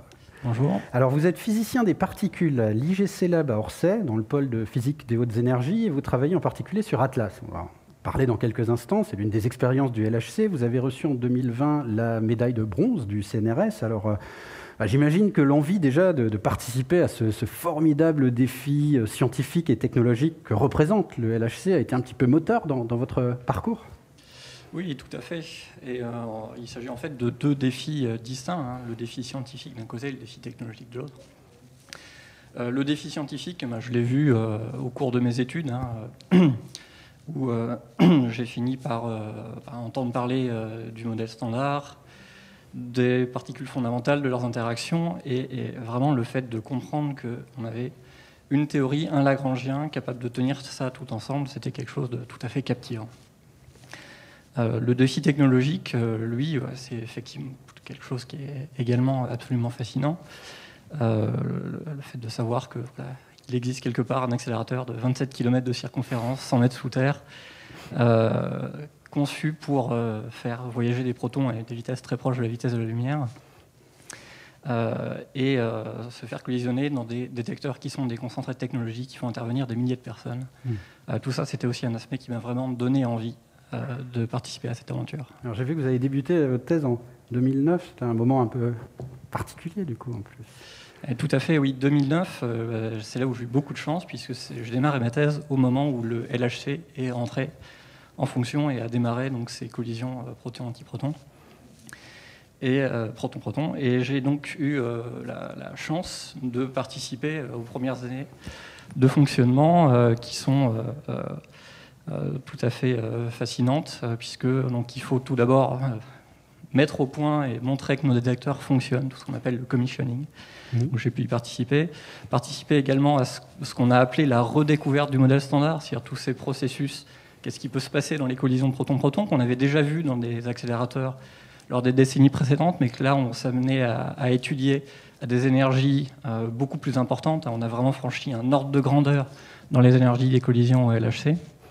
Et puis enfin, donc, je me suis tourné dans ma thèse vers l'un des sujets phares, l'une des raisons pour lesquelles on avait construit le LHC, qui était la recherche du boson de Higgs. Et donc j'ai contribué à mon niveau à cette découverte dans un de ces canaux de désintégration, dit le canal en 4 leptons, vers la fin de ma thèse. Oui, bah justement, enfin, moi je suis assez heureux d'être assis là, parce que c'est la première fois que je parle à quelqu'un qui me dit j'ai participé à la découverte du boson de Higgs. C'est comme si quelqu'un me disait j'ai participé à la découverte de la pierre de Rosette, un peu pour moi. Donc alors, justement, quel était votre rôle vraiment particulier dans Atlas notamment? Oh, bien, au moment de la découverte, donc j'étais étudiant en thèse. Et donc en tant qu'étudiant, eh bien, on analyse les données qui viennent du détecteur pour tenter de les comprendre et donc d'étudier la structure des résultats des collisions pour mettre en évidence un signal tel que celui du boson de Higgs. La découverte du boson de Higgs, c'était maintenant il y a presque une dizaine d'années déjà. Et dans une collaboration aussi grande et dans une expérience aussi complexe qu'Atlas, les physiciens se retrouvent vite avec de nombreuses casquettes. Et donc, au cours de cette décennie, j'ai rempli un certain nombre de rôles dans la collaboration, avec 2 activités principales. D'une part, donc, j'ai continué l'étude du boson de Higgs, et d'autre part, je m'intéresse au développement d'électronique pour le futur remplacement de l'électronique d'un des sous-détecteurs qui constitue Atlas, qu'on appelle le calorimètre caloromètre à argon liquide, en vue des upgrades du LHC pour la haute luminosité. D'accord. Alors, ce qui est merveilleux dans de telles expériences, c'est quand même qu'elles mobilisent des personnes aux formations, aux parcours, aux compétences extrêmement variées autour d'instruments qui, en tout cas, vu de l'extérieur, nous paraissent vraiment inouïs. Alors, ça s'opère comment, cette interaction, en particulier entre les chercheurs et leurs collègues ingénieurs? Oui, alors c'est clairement l'un des points très importants pour la réussite de nos projets, en particulier à l'IN2P3, où nous avons la chance d'avoir de nombreux ingénieurs et techniciens tout à fait compétents sur ces tâches. Et donc pour prendre comme exemple celui que je connais le mieux, c'est-à-dire le mien, dans le sujet qui m'intéresse, donc le but est de remplacer de l'électronique analogique installée sur le détecteur à l'horizon 2025. Donc c'est mon rôle en tant que physicien avec mes collègues de déterminer quelles sont les performances attendues en termes de performance de physique de notre détecteur. Et ensuite, c'est un dialogue, c'est un travail entre physiciens et ingénieurs pour déjà convertir ces performances pour la physique attendue en spécifications techniques auxquelles devra répondre une puce électronique qui devra être fabriquée. D'accord, très bien. Alors, ce qui est frappant aussi dans cette collaboration, c'est vraiment son envergure. Alors, j'ai vu rien que pour Atlas, c'est quoi, 3000 personnes, 200 unités de recherche. Enfin, ça fait quand même un paquet de monde autour de la machine à café le matin. On fait comment pour échanger avec tous ces gens-là? Oh bien, évidemment, on ne connaît pas l'ensemble de nos 3000 collègues, hein, c'est impossible. Mais tout simplement, on se structure par groupe de recherche en fonction de nos centres d'intérêt. Et donc, en fait, pour la recherche du boson de Higgs, dans sa désintégration en paire de quarks B anti-B, qui m'a principalement occupé ces dernières années, On parle de plusieurs dizaines de physiciens venant de 15 ou 20 laboratoires différents qui collaborent sur le sujet de manière quasi quotidienne avec des échanges au sein d'une petite équipe travaillant dans mon laboratoire, mais également avec nos collègues de différents instituts. Donc il est vraiment nécessaire de bien se coordonner pour être capable de mener à terme un projet comme celui-ci. Et le but n'est pas de se tirer dans les pattes, mais de réussir à discuter ensemble pour parvenir à un consensus quand il y a des accords sur quelle est la bonne manière de procéder pour aller de l'avant avec notre analyse, puisque le but commun, c'est quand même d'arriver au meilleur résultat de physique dans un délai raisonnable. Ce faisant, on arrive à trouver des solutions pour avancer ensemble et sortir nos résultats. D'accord, mais il y a des espaces comme ça où on échange entre soi quand on est 3000, ou on fait comment? C'est que des mails, c'est que... Bien avant le Covid, on était des grands habitués des réunions par Zoom ou équivalent. Le principe de base de la collaboration, ce sont généralement des réunions hebdomadaires en vidéoconférence. Et puis le reste du temps, c'est par mail, chat, ou ce que vous voulez. D'accord, tout simplement, comme tout le monde, finalement. C'est comme tout le monde, mais à une échelle totalement internationale. C'est-à-dire, il ne faut pas s'étonner de voir un mail être répondu à 4h du matin, c'est simplement que la personne travaille peut-être au Japon ou en Chine. Tout à fait, d'accord. Alors, la recherche en physique des particules, elle se pense évidemment sur le long, voire le très long terme. Les grandes expériences, elles sont construites pendant des années, voire des décennies, avant la prise de données. Alors, comment vous voyez la période post-LHC? Comment vous vous y préparez? Alors, la période post-LHC, c'est quand même relativement loin, puisqu'on parle de 2040 à peu près. D'accord, oui, vous avez le temps de vous y préparer. Il y a un peu le temps de voir venir, mais compte tenu des échelles de temps, des tailles des détecteurs, des échelles de temps, il faut déjà sérieusement commencer à y penser aujourd'hui. Donc sur le plan de la physique, je suis tout à fait enthousiaste sur l'avenir de la discipline, en particulier par les projets de futurs collisionneurs au CERN, dans un tunnel de 100 km, avec de grandes possibilités offertes par des futurs collisionneurs électrons-positrons pour les années 2040, dans l'idée de pousser le modèle standard dans ces derniers retranchements, avec des perspectives très intéressantes sur l'étude très fine des propriétés du boson de Higgs, mais également sur la physique de la saveur ou la physique des leptontaux. La physique de la saveur. La physique de la saveur, oui, tout à fait. C'est en particulier l'étude des quarks lourds, quark B, quark C, qui permettent de tester des propriétés très importantes du modèle standard, qu'on appelle par exemple l'universalité des leptons. Donc il y a de nombreuses anomalies qui ont été mises au jour par exemple par l'expérience LHCb au CERN, qu'on pourrait confirmer de manière très importante ou étudier en détail si elles étaient confirmées avec une telle machine dans les années 2040. D'accord, donc on n'est pas prêt de prendre de très longues vacances quand on travaille au LHC. Il y a encore beaucoup de pain sur la planche. C'est certainement un travail pour encore de longues années, oui. Bon, tant mieux. Je me tourne vers le chat, vers Perrine. Pardon, je te surprends en plein vol. Mais non, mais c'est parce que les discussions continuent sur le chat, évidemment. Peut-être déjà, on avait parlé un petit peu... on va quand même, ça a un rapport avec le Covid. Vous disiez que vous étiez évidemment habitué à travailler à distance, mais on se posait la question, comment est-ce qu'on fait ces dispositifs? Comment on travaille sur les expériences? La majorité du temps au CERN, j'imagine que vous êtes souvent dans votre laboratoire. Alors comment on travaille à distance sur ces grandes expériences? Oui, alors... Il y a quand même beaucoup de choses qu'on peut faire à distance si tout le monde a la volonté de le faire. Néanmoins, c'est quand même un aspect très important de notre discipline de se rencontrer régulièrement. Et dans les expériences au CERN, on est très souvent amené à s'y rendre pour discuter physiquement avec les collègues, aller de l'avant. Il est également évident que quand on travaille ensemble sur des projets techniques avec des laboratoires, on a des collaborateurs américains par exemple sur le projet de détecteur sur lequel je travaille, et il est important de pouvoir régulièrement se rendre dans les laboratoires des uns et des autres pour échanger entre physiciens et ingénieurs. C'est des choses qui, depuis un an, deviennent difficiles, mais on espère vont pouvoir repartir de l'avant assez vite. Oui, on a une question. On a parlé du boson de Higgs et apparemment c'est une particule qui est très intéressante puisqu'elle va continuer à être étudiée encore dans les prochains accélérateurs. Alors on se demandait, par exemple, est-ce que le boson de Higgs peut permettre de confirmer la théorie des cordes? Quel est le potentiel de physique qu'on pourrait imaginer sur le boson de Higgs pour la nouvelle physique, par exemple? Le modèle standard a ceci de particulièrement fascinant qu'il permet d'expliquer à peu près tout ce qu'on a pu observer jusqu'à aujourd'hui avec très peu de paramètres. Et donc, maintenant qu'on a le boson de Higgs, le modèle standard nous prédit très exactement toutes ses propriétés, une fois qu'on connaît sa masse. Donc c'est pour ça que ça devient très intéressant d'aller vraiment le regarder très précisément, parce qu'il se couple à toutes les particules du modèle standard qui ont une masse. Et donc, en allant regarder comment se comporte ce couplage très exactement, eh bien, de la nouvelle physique peut se cacher un peu partout.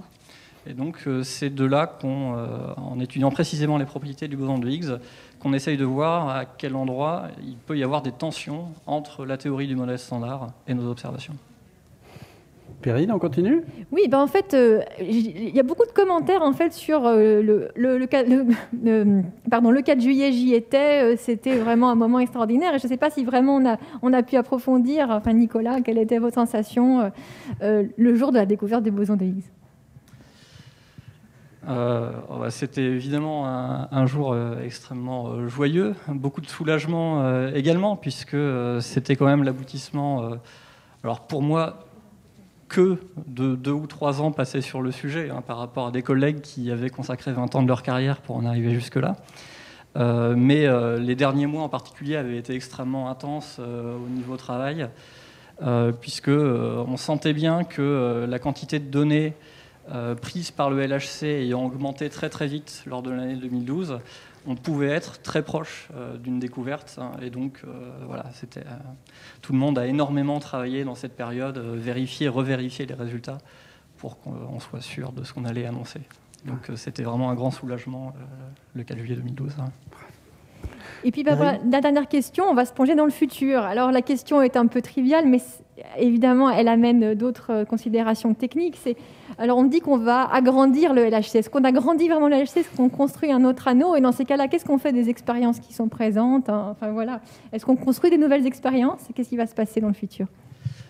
Alors, on peut difficilement agrandir un anneau de 27 km sous terre. Donc, évidemment, on va en construire un nouveau. Et pour ce qui est des expériences, il faut bien se rendre compte qu'une expérience telle qu'Atlas, elle a été conçue dans le milieu des années 90, réalisée au début des années 2000 pour être installée en 2005. Et via des upgrades, des mises à jour, on veut la faire tourner jusqu'en 2035, voilà, quelque chose comme ça. Elle sera déjà bien vieille, donc il sera temps qu'elle prenne sa retraite. Et donc, clairement, le but pour ces nouveaux accélérateurs, c'est d'avoir de nouveaux détecteurs utilisant les dernières avancées technologiques, que ce soit en mécanique, électronique, détecteurs, afin de profiter toujours le plus possible, extraire le plus d'informations des collisions de particules pour mieux comprendre ce qui s'y passe. Très grand merci. Nicolas, vraiment un très grand merci. On aimerait bien que ça dure encore un peu plus longtemps. C'est un peu trop timé cette émission, je trouve. On a dû prévoir plus large. Bon, on va passer quand même à l'intervenant suivant. Alors on accueille maintenant, encore merci Nicolas, on accueille maintenant un chercheur du GANIL. On a déjà pas mal parlé du GANIL aujourd'hui, le grand accélérateur national d'ions-lourds à Caen. Antoine Lemasson. Alors vous aussi, Antoine, vous avez reçu la médaille de bronze du CNRS, c'était en 2018, et cette fois-ci dans le domaine de la physique nucléaire, alors, qui a été très structurant pour l'IN2P3, on en a déjà pas mal parlé, qui se place aussi un peu au cœur des deux infinis que nous évoquons depuis le début de cette émission. Alors, je ne vais pas vous demander une leçon de physique nucléaire aujourd'hui, mais rappelez-nous quand même un petit peu le cadre des recherches dans ce domaine. La physique nucléaire, elle s'attache à étudier le noyau atomique, mais aussi la matière nucléaire. Et je pense qu'on a eu des belles interventions jusqu'à présent sur comment la physique nucléaire a sa place au milieu de l'infiniment petit, de l'infiniment grand. Mais le sujet, disons, primordial pour commencer, c'est comment on assemble des protons et neutrons dans un atome pour créer les noyaux atomiques, et tout ça à l'échelle du femtomètre. Donc nous, on est l'infiniment petit, mais c'est l'infiniment petit où on a 3 des 4 forces de la nature qui jouent pour déterminer l'organisation, la structuration de la matière nucléaire. Et donc ces forces entrent en jeu. Sur Terre, on connaît à peu près 300 noyaux, quelques centaines de noyaux stables qui existent sur Terre, mais il en existe des milliers d'autres qu'on a observés, d'autres qu'on prédit. Et ce sont tous ces noyaux qui sont vraiment le terrain de jeu de la physique nucléaire, ces noyaux radioactifs, qu'on appelle aussi noyaux exotiques, quand ils sont vraiment avec un grand déséquilibre entre les protons et les neutrons. Et c'est grâce à l'étude de ces noyaux et leurs différentes propriétés qu'on essaie de comprendre la force nucléaire, celle qui lie la matière, mais aussi qui entre en jeu dans la synthèse des éléments, et aussi les limites d'existence des noyaux, c'est-à-dire à quel point on peut mettre des protons et des neutrons ensemble avant que ces noyaux ne soient plus liés. Mais alors comment on fait pour les étudier justement ? Alors comment on fait ? D'abord, il faut les créer. Bon, c'est un des... Effectivement, à l'IN2P3, on est très fort pour créer des particules, créer des noyaux. Et c'est aussi c'est toute la physique des accélérateurs. Donc on doit faire des collisions nucléaires pour créer ces noyaux. Ces noyaux, les plus exotiques d'entre eux, ne vivent que quelques secondes, et c'est le temps qu'on a pour les étudier. Et c'est ce qu'on fait notamment au GANIL et dans les accélérateurs de physique nucléaire. D'accord. Alors vous travaillez sur les spectromètres VAMOS et Agatha. Alors peut-être rappelez-nous déjà en quelques mots ce qu'est un spectromètre et puis à quoi ça sert, ces instruments. Un spectromètre, c'est notre manière de voir et de mesurer le monde d'une certaine manière, mais dans notre monde, le monde nucléaire. Alors, au GANIL, on a un accélérateur et des instruments. Et ces spectromètres, il y a plusieurs spectromètres au GANIL. VAMOS, c'est un de ces spectromètres qui sert à mesurer les ions, les identifier, mesurer leur composition en protons et en neutrons. Et aussi de trier, parce que dans une collision nucléaire, typiquement, on va envoyer un faisceau de noyaux, 10 milliards de particules par seconde. On va faire des réactions. Et parmi ces 10 milliards de particules par seconde, peut-être un petit million vont faire des réactions et on va se retrouver à chercher une particule parmi tout cela. Donc c'est ça, le spectromètre, il filtre. Il sert à chercher la particule qui nous intéresse, l'identifier. Et après, nous, ce qui nous intéresse, c'est de regarder la lumière qui nous est envoyée par ces noyaux parce qu'elle nous donne une information sur la manière dont est organisé le noyau. Et ça, c'est le rôle du spectromètre Agatha. Donc Agatha, c'est une collaboration, hein, c'est une collaboration européenne. Effectivement, on a vu une photo d'Eurogam, c'est un peu le successeur d'Eurogam, c'est aussi des choses qui se construisent sur la durée. Et c'est un détecteur itinérant qui va d'accélérateur en accélérateur de physique nucléaire en Europe. Et depuis le 2014, il est associé au spectromètre VAMOS pour faire des mesures des niveaux d'excitation du noyau et du temps de vie de ces noyaux. Et ce sont des sondes assez précises de la force nucléaire.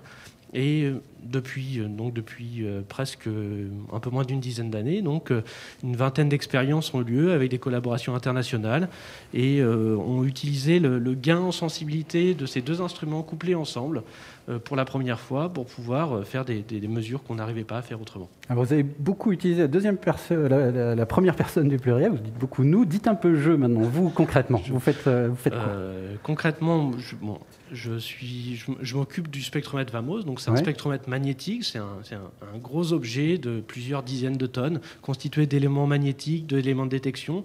Donc mon rôle, c'est de faire que tout ça fonctionne parfaitement pour chacune des expériences. Donc pour ça, c'est un travail de coordination entre les équipes de chercheurs, les techniciens, les ingénieurs, mais aussi le personnel administratif, parce qu'on a aussi pas mal de choses à régler de ce côté-là, et faire que tout ça se mette en musique et on arrive à nos fins. C'est souvent des instruments de plus en plus complexes aussi. Hein. On se rapproche aussi beaucoup de la physique des particules dans ces aspects-là. On devient de plus en plus complexe. Mais on arrive à mettre tout ça en musique avec des instruments qui s'associent au spectromètre pour des campagnes de plusieurs années, comme le cas d'Agatha. Donc ça, c'est vraiment ce que je fais tous les jours. Ah, vous êtes arrivé à dire « je ». C'est formidable. Mais on voit vraiment la coopération autour de ces instruments. On dit toujours « nous ». Et... à l'origine, apparemment, vous ne destiniez pas à la physique nucléaire. Moi, j'avais découvert plutôt aux sciences humaines et sociales, à la géographie même. Alors, qu'est-ce qui vous a poussé sur cette pente fatale de quitter les SHS pour aller vers physique nucléaire ? Je ne suis pas sûr que ça soit complètement opposé. Au bout du compte, c'est les sciences humaines et sociales, la géographie ou même la cartographie. C'est une manière d'aborder le monde, d'essayer de comprendre le monde, de peut-être prendre un peu de recul sur l'organisation. Donc effectivement, c'est pas vraiment ce qui m'a... Au départ, j'étais vraiment très, très enthousiaste pour ce genre de thématique. Et subitement peut-être pas subitement, mais on va dire ça comme ça. J'ai eu l'occasion de faire une visite du Ganil, je pense en terminale, quelque chose comme ça. Et je pense que c'était en 2001, donc c'était le Spiral 1. Donc c'était le nouvel accélérateur de l'époque de physique nucléaire, déjà un espèce d'upgrade du Ganil en 83, 2001. Et à ce moment-là, bon, je pense pas que ça m'a marqué plus que ça sur le moment, mais ça a joué un rôle par la suite dans mes choix d'orientation. Et par la suite de mes études, j'ai eu l'occasion de retourner au Ganil. Et je crois que après, ça m'a plus quitté parce que je pense que j'étais confronté à la recherche et à la découverte. Ça veut dire se retrouver face à des choses qu'on ne connaît pas, qui défient notre compréhension. Et je pense que ça, c'est un frisson qu'on essaye de retrouver toujours quand on fait de la recherche et qui nous mène, je pense, tout du long. D'accord. Ben justement, le frisson, alors vous l'exprimez pour quel sujet maintenant? Qu'est-ce qui vous attire? Alors, plusieurs sujets.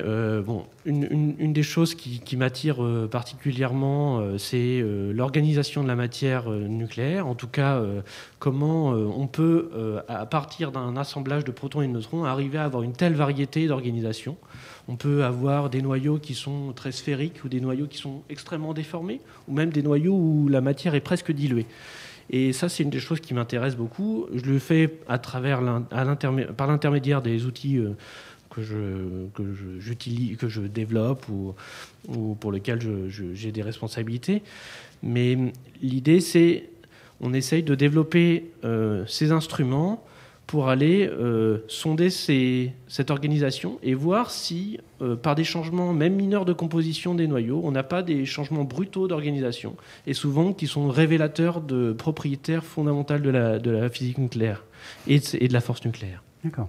Ça, c'est un des aspects. Vous en aviez d'autres? Oui, l'autre aspect, qui est aussi lié à ça. Aujourd'hui, je m'intéresse aussi au processus de fission qui correspond à la cassure d'un noyau très lourd en 2 éléments, qui est un phénomène finalement découvert il y a un peu plus de 80 ans, et je pense que on est dans un lieu tout à fait propice à ce propos.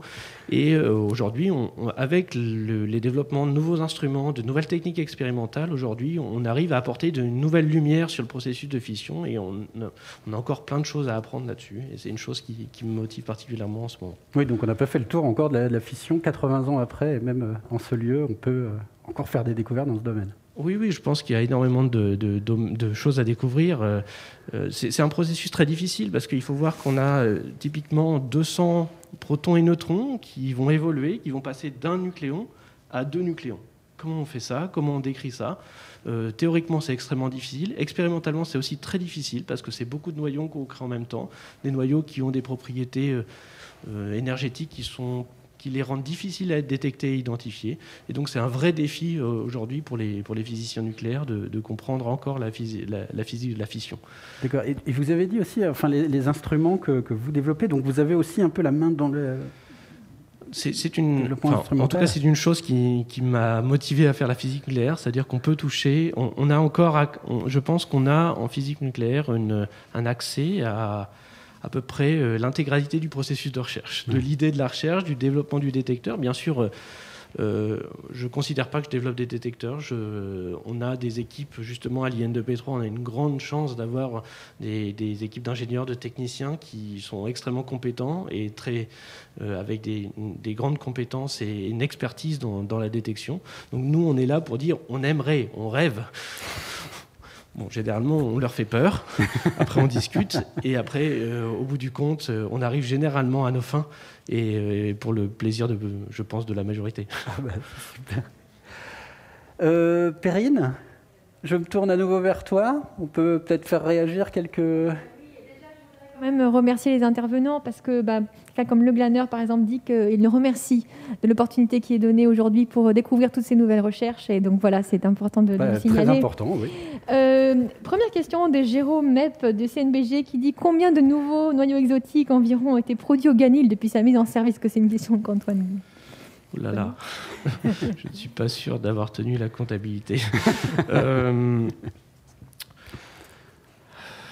Plusieurs dizaines, peut-être une petite centaine, je pense, peut-être. C'est l'ordre de grandeur. Hein. Bon, du coup, ça va répondre un peu à la question, ça fait beaucoup quand même, une centaine. On a une question de FR69WQ qui dit, mais alors quand ces noyaux exotiques sont créés, est-ce qu'on leur donne un petit nom? Est-ce qu'on fait comme pour les étoiles ou pour les constellations? Alors, ils ont déjà, en fait, grâce à Mendeleïev, d'une certaine manière, on les classe par éléments. Donc, Mendeleïev a décidé pour nous déjà de les appeler. Mais finalement, dans la dernière décennie, on leur a donné des petits noms parce que les dernières décennies ont vu la synthèse de nouveaux éléments, des éléments qu'on n'avait jamais réussi à créer sur Terre, avec beaucoup de nombre de protons. Et effectivement, là, on doit les nommer, et il y a le rôle de nommer ces éléments, et les derniers étant le Loganesson et, j'ai un trou de mémoire, mais bon, ça va me revenir, celui avec le plus grand nombre de protons. J'ai l'impression que les internautes sont en train de nucléariser leur clavier, parce qu'il y a plein de questions qui arrivent. On a pas mal de questions. Dom Boutini nous demande, est-ce que la recherche des noyaux super lourds est d'actualité encore? Oui, bien sûr, elle est d'actualité. C'est une des recherches des limites d'existence des noyaux. C'est la limite supérieure. Combien de protons peut-on lier ensemble? Et aujourd'hui, il y a à la fois des programmes internationaux et des programmes nationaux qui poussent cette thématique-là. Et je pense que l'IN2P3 est très présent dans cette thématique-là. Alors, il y a Vaïli Lopez qui parle de l'organesson. Est-ce que ce que vous cherchez comme nom, peut-être? L'organesson, non? Non, organesson, oui. C'est ça? Oui, c'est ça. Le chat est très renseigné. Oui, je n'ai pas de doute. Et la même personne, justement, demande, c'est une question un peu exotique, mais ça ne vous dérangera pas, évidemment, vu vos recherches. Est-ce qu'il y a un équivalent du boson de Higgs en physique nucléaire? Un Graal inaccessible? Très difficile. Je ne pense pas qu'il y ait un boson de Higgs en physique nucléaire. Bon, après, c'est un point de vue. Je pense que là, on est sur quelque chose de plus personnel. Moi, je pense que la physique nucléaire a deux têtes, mais peut-être comme toutes les sciences. Elle a une tête avec une physique plus exploratoire, et où nous, on va chercher les limites d'existence, ou des cas très, très exotiques. Alors, on pourrait dire notre boson de Higgs, c'est un noyau très exotique à la limite de son existence, l'étincelant, ou quelque chose comme ça, qu'on pourrait atteindre dans la décennie à venir. Ça pourrait être une des choses équivalentes. Après, c'est pas ce noyau-là qui va nous donner toute la réponse. Donc, c'est là où s'arrête, je pense, la comparaison. Merci beaucoup. On a une dernière question qui est large, évidemment, comme toutes les dernières questions, d'Infinity Seeker à l'IP2I, qui demande quels sont les défis à relever, aussi bien techniques que scientifiques, pour sonder les noyaux exotiques au Ganil. Oh, ils sont nombreux. Les défis, c'est d'avoir déjà des machines, des accélérateurs qui puissent produire des noyaux exotiques dans des quantités qui nous permettent de les étudier, ou à l'inverse, développer des détecteurs qui nous permettent d'étudier des noyaux très très peu peuplés. Donc je pense que ces deux défis peuvent converger pour finalement amener à des découvertes. C'était la dernière question, c'est bien ça? Grand merci Antoine, merci beaucoup, merci pour ce moment d'échange. Alors, avant d'accueillir physiquement, si je puis dire, notre prochaine invitée, je vous propose de découvrir au travers d'une petite séquence vidéo qui elle est. C'est Claire Juramy-Gilles. On lance la vidéo tout de suite.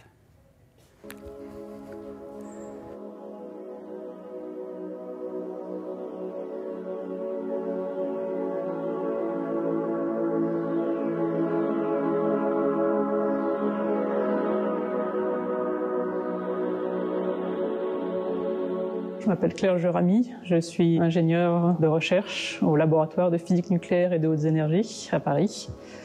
Et je travaille à construire les instruments qui permettront de faire les grandes expériences du futur pour l'étude des grandes lois de l'univers, donc ce qu'on appelle la cosmologie observationnelle.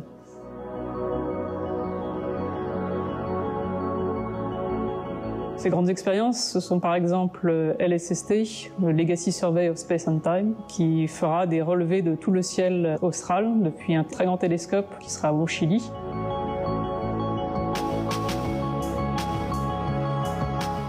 En faisant un relevé systématique de tout le ciel, en revenant périodiquement sur le même endroit, on peut non seulement obtenir une cartographie de plus en plus précise de tout l'univers, et on peut aussi découvrir les objets qui vont varier d'une pose à l'autre, et ainsi observer l'univers transient, ce qu'on appelle, donc l'univers des objets qui varient, des supernovas, tous les objets astronomiques dont les variations peuvent nous intéresser.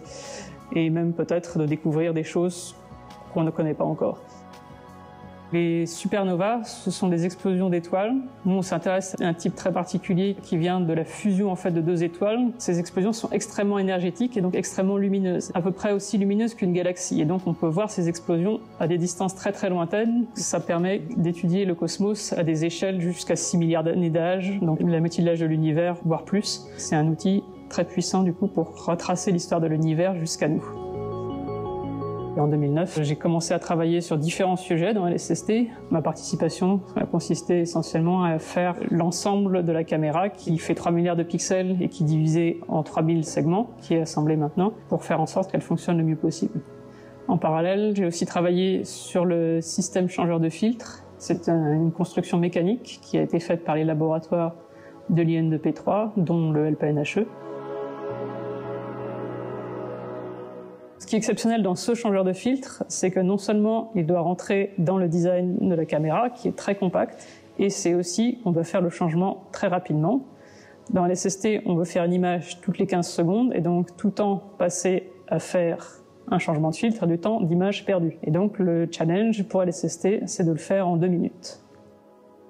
J'avais toujours eu un intérêt pour l'astrophysique, mais j'avais aussi cet intérêt plus pour la manière dont on mesurait les choses, pour l'instrument. D'une certaine manière, je dirais que je fais déjà la partie la plus intéressante pour moi, c'est-à-dire construire la caméra, résoudre les problèmes qui arrivent les uns après les autres, faire marcher les choses au mieux, proposer des nouvelles solutions. C'est la partie qui me passionne. J'ai envie de voir LSST sur le ciel faire une image. À ce moment-là, je dirais que l'essentiel de mon travail sera fait.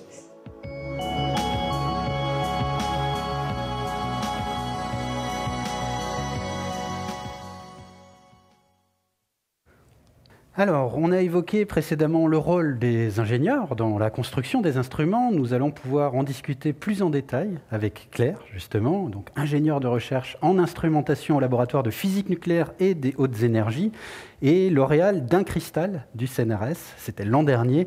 Alors, on vient de le voir, vous participez en particulier à la construction du LSST, un très grand télescope installé au Chili qui va donc photographier en permanence le ciel. C'est bien ça? Oui, tout à fait. Oui, c'est un travail pour lequel vous avez mis au point donc, cette caméra. On peut peut-être reparler un peu plus précisément. Oui, en fait, on a participé à la construction de la caméra presque depuis ses composants élémentaires, puisqu'il y a des composants électroniques qui ont été conçus spécifiquement par l'IN2P3 pour cette caméra. Donc j'ai participé au test de ces composants et à leur validation. Ensuite, on les a intégrés dans les cartes électroniques qui vont servir à contrôler la caméra. Et ensuite, on a fait le travail qui consistait à optimiser le fonctionnement de ces cartes pour faire marcher les capteurs au mieux. D'accord. Et le but de tout ce travail, pour nous, c'est qu'à la fin, la caméra puisse produire des images qui soient utilisables par la science. Donc, dans le cas, par exemple, des supernovae de type 1, donc ces objets extrêmement lumineux, qu'on peut voir extrêmement loin dans l'univers, eh bien, plus on arrivera à mesurer avec précision la lumière qu'ils émettent, mieux on arrivera à retracer l'histoire de l'univers avec le plus de précision et donc apprendre peut-être quelque chose sur le moteur de cette expansion de l'univers au fil des années. Et donc les caractéristiques techniques précises de cette caméra pour justement l'étude des supernovae, c'est... En fait, la caméra, ce qui la rend unique, et le télescope, oui. Ce qui fait qu'il va pouvoir réaliser des choses qui n'ont pas encore été faites, c'est que ça combine deux choses. À la fois la caméra 3 milliards de pixels, ce qui est sans précédent, donc c'est l'assemblage de centaines de capteurs et qui doivent être tous ensemble dans un unique plan focal. Donc c'est un challenge considérable en termes à la fois d'électronique et de mécanique. Et donc cette caméra va pouvoir imager en une seule image 40 fois la surface de la Lune sur le ciel, ce qui peut paraître à la fois beaucoup et pas beaucoup. Ça fait quand même, il nous faudra quand même 3 jours pour couvrir toute la surface du ciel, même avec cette surface considérable. Et en même temps, on combine ça avec un miroir de taille beaucoup plus grande que les expériences qui pouvaient avoir des tailles similaires sur le ciel. Donc on peut capturer la lumière qui vient d'objets beaucoup plus lointains. Et grâce à ça, comme on peut faire tout ça de manière avec une cadence, disons, en revenant, si on voulait tous les 3 jours, on peut avoir des dizaines, des centaines de pauses du ciel en revenant de manière répétée. Et donc, voir des images qui n'apparaîtraient pas dans une seule image, on récupère le signal sur des dizaines, des centaines de pauses et on observe des objets de plus en plus lointains. Et puis, on peut voir les objets qui évoluent, par exemple une supernova qui explose. D'accord. Alors, l'observatoire où cette caméra va être installée au Chili, c'est le fruit, comme d'ailleurs la plupart des projets, comme énormément de projets de P3, d'une immense collaboration internationale, hein, je crois. Est-ce que vous pourriez nous expliquer concrètement comment se passe la construction d'un instrument? Si chacun construit un petit bout de son côté, il faut quand même s'assurer à la fin que ça s'emboîte à un moment donné, non? Oui, alors effectivement, maintenant, ce genre de projet est mené avec un cadre extrêmement structuré, qui conduit parfois à certaines frustrations, même chez les ingénieurs et les techniciens, parce qu'on a parfois l'impression de passer plus de temps en revue et en organisation qu'à faire le travail réellement. Après, il faut reconnaître qu'évidemment, pour s'assurer que chaque composant construit par des équipes différentes sera prêt à être intégré au bon moment, parce que c'est des assemblages évidemment d'une complexité de plus en plus considérable, il faut reconnaître que c'est assez inévitable. Après, je pense que c'est important aussi de considérer qu'on va toujours construire des pièces uniques qui ont des performances qui n'ont jamais été réalisées. On doit dépasser les performances de tous les objets précédents, même si on a de l'expérience dans l'Institut d'avoir déjà fait ce genre de réalisation. Et donc, il va toujours y avoir de l'imprévu. Et c'est là qu'il faut à la fois compter sur l'expertise des équipes et compter sur la connaissance de l'instrument qu'on va construire au fil du temps. Parce que oui, vous parlez de frustration, en même temps, je pense que ça va être formidablement... il y a plein d'enseignements tirés de toutes ces collaborations, des échanges à de tels niveaux, non, y compris dans l'instrumentation. Oui, non, c'est sûr qu'on travaille avec des gens qui sont tous très pointus dans leur domaine, qui viennent d'horizons différents, et c'est toujours très enrichissant. Et est-ce que, très concrètement, si on a un peu parlé aujourd'hui de la pandémie, est-ce que ça a eu un impact sur ces travaux? Oui, parce que pour les CST, donc actuellement, la caméra devait être assemblée à Slack, en Californie, avant d'être expédiée au Chili. Et donc, cette phase a été extrêmement ralentie, parce que, essentiellement, là où il devrait y avoir une équipe de 15 personnes qui travaillent dans la salle blanche, ils ont le droit à 1 ou 2 personnes en même temps. Donc, l'assemblage des sous-systèmes a essentiellement tourné à une vitesse très ralentie. Et puis, pour nous, en France, on devait intégrer, par exemple, le système de changeur de fil dont on a parlé dans la caméra à Slack. Et donc, cette intégration a été rendue impossible par l'absence de voyage. Donc, on a changé un peu notre stratégie et on a rebasculé sur de travailler au maximum en France pour s'adapter aux circonstances. Et il y a quoi à Slack, alors, en Californie? Je ne connais pas, personnellement. Donc, à Slack, à l'origine, il y avait un accélérateur linéaire, un petit peu comme celui du LAL, donc, qui a donné un certain nombre de résultats de physique, auxquels, d'ailleurs, l'IN2P3 a participé à l'époque. Et maintenant, ils se sont basculés vers faire un laboratoire de physique plus général. Disons qu'ils n'ont plus d'expérience sur place, mais ils ont encore cette culture importante de ce genre d'expérience. Et donc, c'est eux qui sont chargés de l'intégration de la caméra de l'SST. D'accord, très bien, très bien. Alors, on va venir un petit peu plus vers vous en particulier. Donc, vous êtes titulaire d'une thèse en physique, hein, c'est bien ça. Et vous êtes plutôt tourné, du coup, vers une carrière d'ingénieur, davantage que la recherche. Ça vous éclatait plus qu'en fait d'avoir les mains dans les instruments? Oui, en fait, j'ai toujours eu cet intérêt pour comment on arrivait à faire une mesure en physique, quelle allait être en fait l'expérience astucieuse qui allait permettre de mettre en évidence un phénomène qui sinon était un peu contre-intuitif ou invisible à l'œil nu. Et donc, je dirais qu'au cours de ma thèse, qui était en bonne partie tournée vers l'instrumentation, j'ai pris le goût de ces moments où on se fait détective et on doit trouver quel est le problème, comment le résoudre. Ça peut être des problèmes techniques où il s'agit simplement de comprendre l'expérience, comment elle marche, et donc interagir avec des collègues qui peuvent être en électronique, en informatique, en mécanique, comprendre ce qu'ils ont fait et essayer de faire marcher l'ensemble de l'expérience. Et puis, parfois, c'est aussi une bonne compréhension de la physique derrière du phénomène qu'on est en train de voir. Alors, j'ai envie de me faire peur un peu. C'était quoi l'intitulé de votre thèse?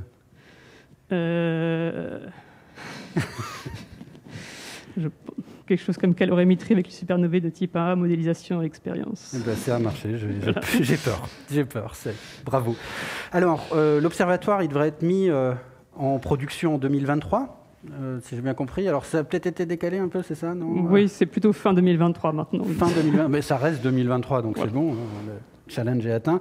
Alors, ça sera quoi à ce moment-là, votre rôle, un projet? Vous posez la caméra et après, ce sont des longues vacances ou il va se passer des choses? On espère qu'on aura résolu essentiellement tous les problèmes et fait marcher au mieux la caméra pendant la phase de commissioning, donc avant les prises de données scientifiques.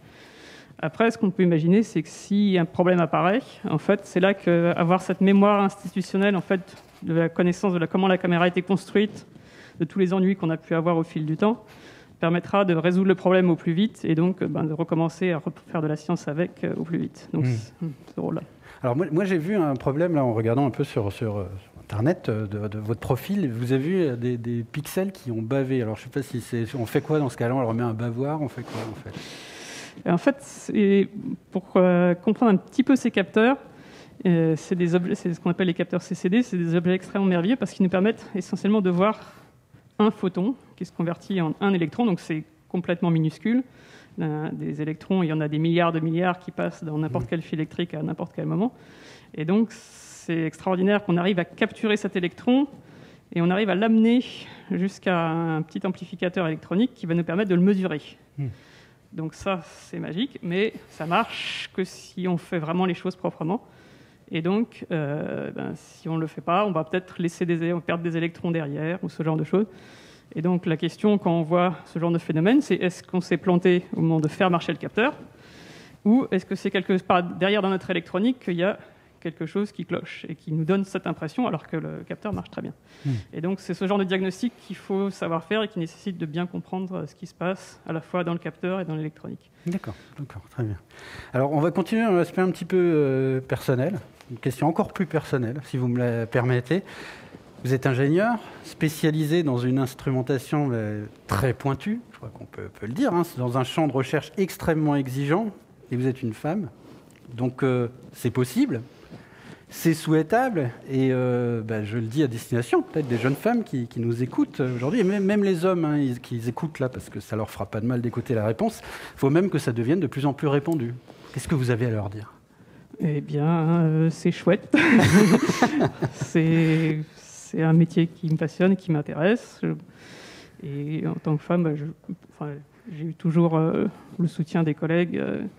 Et je pense que il ne faut pas se laisser arrêter par une impression que ce n'est pas quelque chose pour nous. C'est un métier passionnant et je pense que je ne peux que le recommander au plus large public. C'est qu'une impression, c'est ça. Vous n'avez jamais rencontré aucune barrière ni rien à partir du moment où vous aviez décidé de faire ça. Vous n'avez jamais reproché que vous êtes une femme, donc vous ne pouvez pas faire de caméra. On est d'accord? Non, non.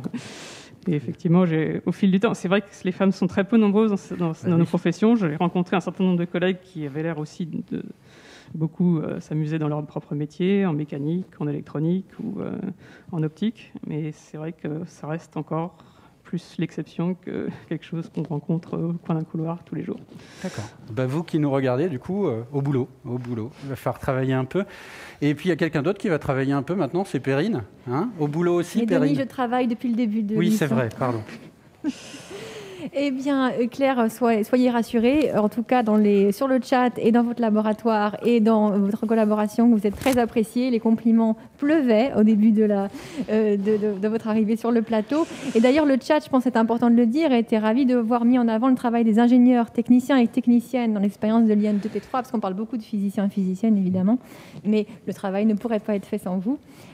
On a des questions techniques, on a des questions générales, des questions personnelles, donc je vais vous les donner dans un ordre aléatoire. Une première question de FaxModem 144K qui dit est-ce que les satellites artificiels d'Elon Musk vont poser des problèmes pour le Vera Rubin télescope? C'est très possible. C'est un sujet, disons, qui était brûlant d'actualité dans les études des chercheurs et des ingénieurs qui sont en train de projeter à quoi vont ressembler les traces de ces satellites et à quel point ça risque de nous gêner. Est-ce qu'il y a des stratégies pour essayer de les éviter? Mais donc, oui, c'est un sujet un peu brûlant d'actualité chez nous. D'accord. J'ai une question qui est plus personnelle, mais qui intéresse beaucoup le chat aussi, de FRS69WQ, qui demande, puisqu'on est proche de la mise en service du télescope, quel est le sentiment qui ressemblerait plus à ce que vous ressentez aujourd'hui par rapport au travail réalisé? Est-ce que c'est de l'impatience, de la fierté, du stress? Disons qu'on a effectivement déjà passé un certain nombre d'étapes dans la construction de la caméra, donc je pense qu'on peut être fier de ce qu'on a fait jusque-là. Après, je dirais qu'on n'est pas... Enfin, de là où on est, on voit forcément les problèmes immédiats qui vont se poser dans l'avenir, les sujets qui restent à traiter, et ce genre de choses. Donc, le sentiment n'est pas d'être sorti des ronces, non. Après, j'ai une question qui est peut-être plus pour les dirigeants, mais quand même qui est intéressante, c'est que, encore une fois, le LPNHE, c'était un laboratoire, et les autres laboratoires qui travaillent sur la LSST, sont un laboratoire de physique des particules à l'origine. Quelle est la valeur ajoutée et pourquoi on s'est lancé sur des expériences qui paraîtraient plus des expériences d'astrophysique, notamment LSST, évidemment? Comment vous voyez cette expertise des laboratoires IN2P3 sur ces projets? Alors là, c'est facile, je pourrais accuser Reynald. Mais en fait, la vérité, c'est que effectivement, les supernovae, c'est des phénomènes astrophysiques. Mais dans le laboratoire de physique des particules, on a l'habitude de s'intéresser aux choses de manière plus générale, plus statistique, disons. Là où un astronome va vouloir regarder une supernova exotique, nous, on va vouloir regarder plein de supernovas, et plus elles se ressemblent, mieux c'est, parce qu'on peut les utiliser comme objet standard, disons. Et donc, obtenir quelque chose sur l'ensemble du cosmos. Quelles sont les lois qui vont régir vraiment l'ensemble de l'univers? Et ensuite, j'ai des questions très techniques. Dom Boutini demande, est-ce que les capteurs CMOS vont bientôt supplanter les CCD?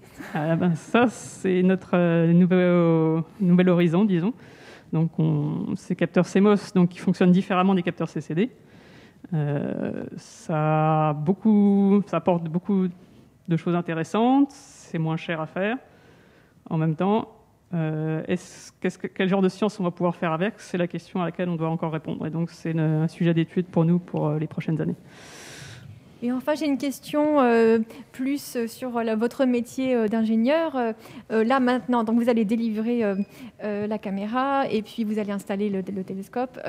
Est-ce que vous allez faire vous-même des tests au Chili? Est-ce que vous allez vous y rendre? Comment ça va se passer, la suite de votre travail au moment de la mise en route? On peut imaginer qu'on s'y rende effectivement au Chili, au moins pour le système changeur de filtre, qui est une réalisation propre de l'IN2P3, et donc ça va être à nous d'assurer qu'elle se met en route correctement, une fois que la caméra sera arrivée au Chili. Et puis, sinon, effectivement, c'est essentiellement quelque chose qui sera opéré à distance, et on verra les images arriver au centre de calcul, bien au chaud chez nous. Très bien. Un immense merci, Claire, de nous avoir emmenés aujourd'hui dans le ciel, dans les étoiles. C'était vraiment très sympa. Bon courage pour la suite de vos travaux. Bon voyage aussi, si vous allez au Chili. Et on va passer à la séquence suivante. Merci, Denis. Merci.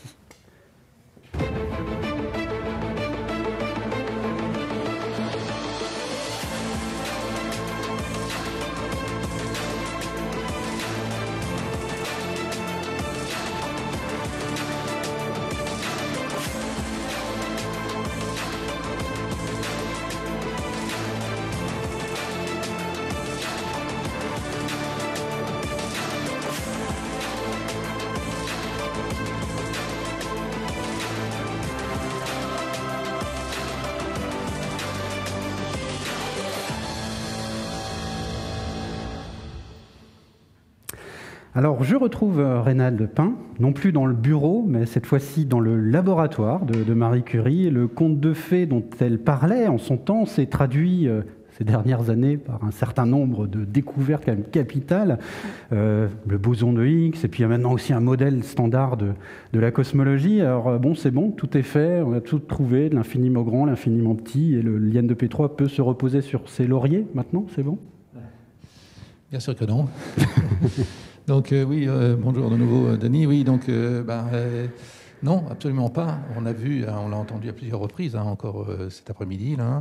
Il y a un tas de choses qu'on ne comprend pas, et, si j'ose dire. Certes, on a une vision, disons, un modèle pour la physique de l'infiniment petit, qu'on appelle le modèle standard de la physique des particules. On a aussi un modèle pour l'infiniment grand, qu'on appelle le modèle standard de la cosmologie. Mais en fait, ces modélisations, justement, cachent des choses qui ne sont pas totalement comprises. Si je prends le modèle standard de la physique des particules, par exemple, les notions de vide, qui sont vraiment des notions qui, moi, m'intéressent particulièrement, on ne sait pas exactement de quoi est composé le vide. Alors, vous allez me dire, le vide, qu'est-ce que c'est ? Le vide, c'est ce qui reste quand on a tout enlevé, certes. Mais le vide, en physique quantique, le vide n'est pas vide. Hein. Le vide est plein de particules et d'antiparticules qui fluctuent comme ça. Et donc, mais quelles sont-elles, ces particules et ces antiparticules ? Donc, on ne connaît pas ça, on ne sait pas, on n'a pas découvert toute la physique. Et d'une certaine manière, ce modèle standard, disons, a besoin d'être amélioré pour, disons, sur ces aspects vides. Compréhension, en tous les cas, des possibles nouvelles physiques qui influent sur le vide. Mais comment on travaille justement sur le vide ? Parce qu'on ne peut pas laisser les internautes là en train de se dire Liane de Pedroy va maintenant creuser le vide, travailler sur le vide. Comment concrètement on peut faire creuser le vide, oui, c'est un concept intéressant. Oui, n'est-ce pas ? Le vide, alors, il y a le vide de la physique des particules, donc, dont on vient de parler, mais il y a aussi le vide cosmique, en fait. Et, on l'a dit à plusieurs reprises, hein, infiniment grand, infiniment petit sont fortement liés. Et si on prend l'univers dans son entier, on voit que il y a des galaxies, il y a des amas de galaxies, et l'univers est en expansion accélérée. Et en fait, ce vide, d'une certaine manière, augmente. Et en fait, si on extrapole les choses, on voit que dans quelques milliards d'années, c'est pas si loin que ça, on sera seul dans l'univers observable. C'est-à-dire qu'on ne pourra pas observer d'autres amas de galaxies, et donc on se retrouvera bien seul. Et donc on se demande pourquoi. Et ce qui est l'hypothèse aujourd'hui, c'est que ce vide s'étend d'une certaine manière sous l'influence d'une force qui vient de l'énergie noire, par exemple. Et l'énergie noire, Stavros en a un peu parlé, et Michel aussi d'ailleurs, c'est des choses qui sont probablement liées au Higgs, à la particule Higgs. Et donc, comprendre le vide microscopique et comprendre ce vide macroscopique, finalement, c'est la même physique qui s'y passe. Il faut essayer de travailler là-dessus, et c'est ce sur quoi on va travailler. Si je prends juste encore un autre exemple sur l'univers, hein, Anne l'a mentionné, on connaît aujourd'hui 5% du contenu en énergie de l'univers. C'est vous, c'est moi, ce sont les atomes. Mais donc, il reste 95% inconnu, hein, une vingtaine de pourcents ou 25%, c'est la matière noire. Donc, on sait qu'elle existe, hein, mais on ne connaît pas sa nature. Quelle est-elle ? Il y a l'énergie noire aussi, dont je viens de parler à l'instant. 70% du contenu en énergie de l'univers, mais qu'est-ce que c'est ? On ne sait pas.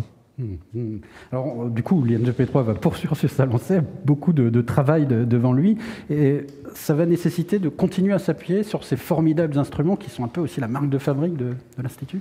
Oui, absolument. Hein. C'est une nécessité. Disons, les physiciens construisent ces accélérateurs de particules. Il faut monter en énergie, donc il faut construire des accélérateurs plus gros, essayer aussi de trouver des nouvelles techniques d'accélération de particules. Il faut aussi augmenter les flux de particules pour chercher des événements de plus en plus rares.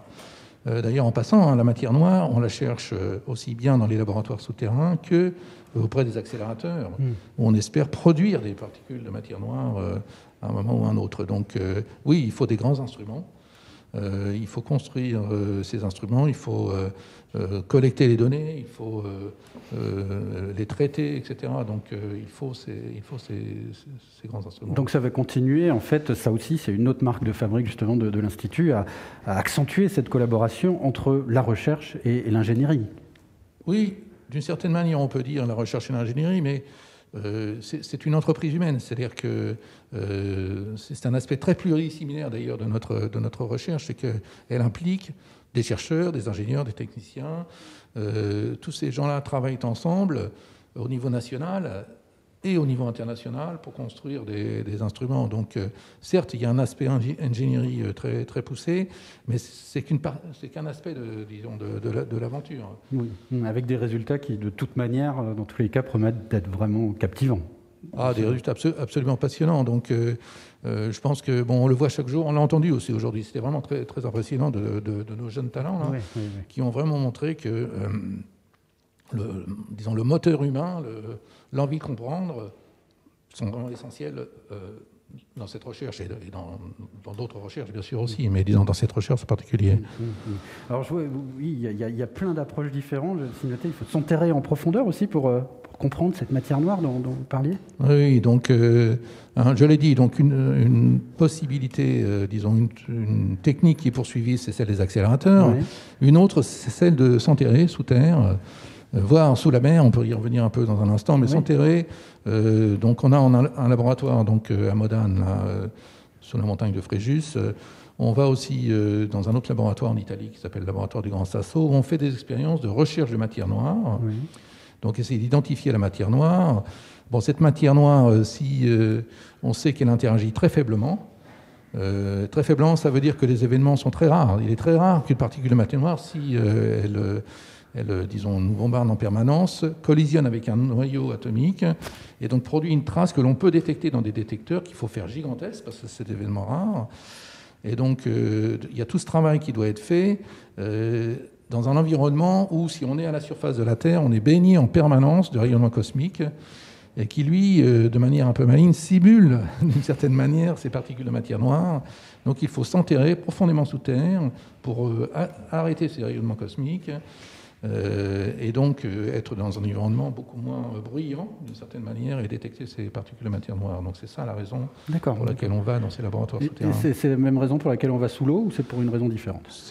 C'est en partie pour ça. On va au fond de l'eau parce que aussi on est, disons, d'une certaine manière protégé des rayonnements cosmiques, mais c'est pas seulement ça. C'est que d'une certaine manière, les détecteurs sous-marins, donc comme celui qui est situé au large de Toulon, là, donc il y avait Antares, on a parlé. Maintenant, c'est le nouveau qui est en construction, s'appelle KM3net. Donc, ce détecteur sous-marin, en fait, détecte des neutrinos qui ont été produits dans l'atmosphère pour certains, ou ont interagi dans la Terre en dessous du détecteur, et donc on produit des particules chargées qu'on observe dans ces détecteurs sous-marins. Donc c'est à la fois pour détecter des neutrinos de type atmosphérique, donc produits par le rayonnement cosmique qui, disons, interagit avec l'atmosphère, ou des neutrinos qui peuvent être de très haute énergie, produits par des événements violents dans l'univers, donc des noyaux actifs de galaxies, ou même peut-être des supernovas, ou des objets comme ça. Justement, on a aussi parlé beaucoup des ondes gravitationnelles durant ces 2 heures. C'est un sujet qui a beaucoup fait parler de lui ces derniers temps dans la presse et au-delà. Avec la détection de la fusion des trous noirs, j'imagine que là aussi, il y a un très beau terrain de jeu pour l'IN de P3. Absolument, absolument. Et ça, c'est vraiment fascinant de voir que finalement, avec des ondes gravitationnelles, on fait de la physique nucléaire. Ouais. Stavros en a parlé, Stavros Casanovas en a parlé. On peut mesurer, d'une certaine manière, quand on observe les ondes gravitationnelles, par la forme du signal, on peut mesurer l'équation, ce qu'on appelle l'équation d'état de la matière nucléaire, c'est-à-dire quels sont les noyaux qui sont présents et comment ils interagissent, comment ils se comportent à l'intérieur des étoiles à neutrons, par exemple, qui fusionnent. Donc ça, c'est vraiment extrêmement fascinant de voir à quel point ici aussi l'infiniment grand rejoint l'infiniment petit. Oui, tout à fait, avec des détecteurs qui, du coup, alors, vous avez parlé des neutrinos, ça aide aussi à la détection des interactions entre les neutrinos. Alors plus précisément Plus précisément, en fait, c'est des détecteurs qui seront employés. C'est une thématique aussi des interactions entre les neutrinos qui absolument, sont alors, très en avant. Un point qui peut-être n'a pas été fortement mentionné, mais ça me donne l'occasion de le faire maintenant, c'est tout ce qui concerne la physique des neutrinos. Oui. Donc les neutrinos, d'une certaine manière, sont un peu à part dans la physique des particules, ou du moins l'étaient jusqu'à quelques années. Ce n'est que récemment qu'on a, disons, vu qu'ils étaient massifs. Cependant, le phénomène qui leur donne la masse semble différent de celui du phénomène du Higgs, là, dont on a parlé en physique des particules. Et donc, ces neutrinos qui sont qui existent sous la forme de 3 sortes de neutrinos différents, sont très intrigants, en fait. Et on peut aussi, disons, relier ces neutrinos à des symétries ou à des asymétries particulières. Et donc, il y a un effort particulier qui est fait pour mesurer et détecter ces neutrinos. Alors, ces neutrinos, on peut les mesurer, on peut faire des expériences. en fait à des endroits très divers. On peut détecter les neutrinos produits par les réacteurs nucléaires. Donc les centrales nucléaires produisent des neutrinos, des centaines de milliers de neutrinos. Et donc on va sur un site nucléaire, on installe un détecteur, on peut mesurer les neutrinos. Avec ça, on mesure les propriétés des neutrinos. Mais on peut aussi détecter, fabriquer des neutrinos avec des accélérateurs de particules. Donc on envoie des faisceaux de protons très intenses sur des cibles, on produit des particules qui se désintègrent en neutrinos. Et ça, ce sont des expériences qui sont faites auprès des accélérateurs. En particulier, il y en a une que je voudrais mentionner, sur laquelle on travaille, qui se prépare en ce moment, en collaboration avec les États-Unis, donc au laboratoire Fermi, près de Chicago, une expérience qui s'appelle DUNE, dans laquelle la France va investir fortement, donc à travers l'INDP3. Et donc, ça, c'est, disons, second type d'études des neutrinos. Et le troisième, c'est celui dont on a parlé, qui consiste à utiliser les neutrinos atmosphériques produits, disons, dans l'atmosphère, pour aussi mesurer les propriétés de neutrinos. Et c'est ce que fait cette expérience au large de Toulon, par exemple. D'accord. Avec toutes ces particules, on est quand même loin, finalement, de la théorie unifiée, non? Oui, alors... C'est vrai qu'on a l'impression qu'il y a profusion de particules. Malgré tout, le modèle standard, justement, décrit de manière assez cohérente toutes ces particules. Cependant, les chercheurs, théoriciens, en particulier les domaines, pensent que ce modèle n'est qu'un modèle, finalement. Il n'est pas la théorie ultime, disons, de la physique. Et un des objectifs, un des grâles des théoriciens, c'est évidemment de trouver le modèle, celui qui décrit tout, toutes les particules, l'univers, l'expansion de l'univers, etc. Et finalement, c'est une force très importante pour l'innovation, d'une certaine manière, dans le domaine. Par exemple, les théoriciens ont inventé des théories des cordes. Donc les particules ne sont plus ponctuelles, ce sont des cordes. Et ça permet, dans certaines, disons, occurrences, dans certaines catégories, d'unifier la gravitation avec les forces, disons, fortes, faibles, etc., nucléaires.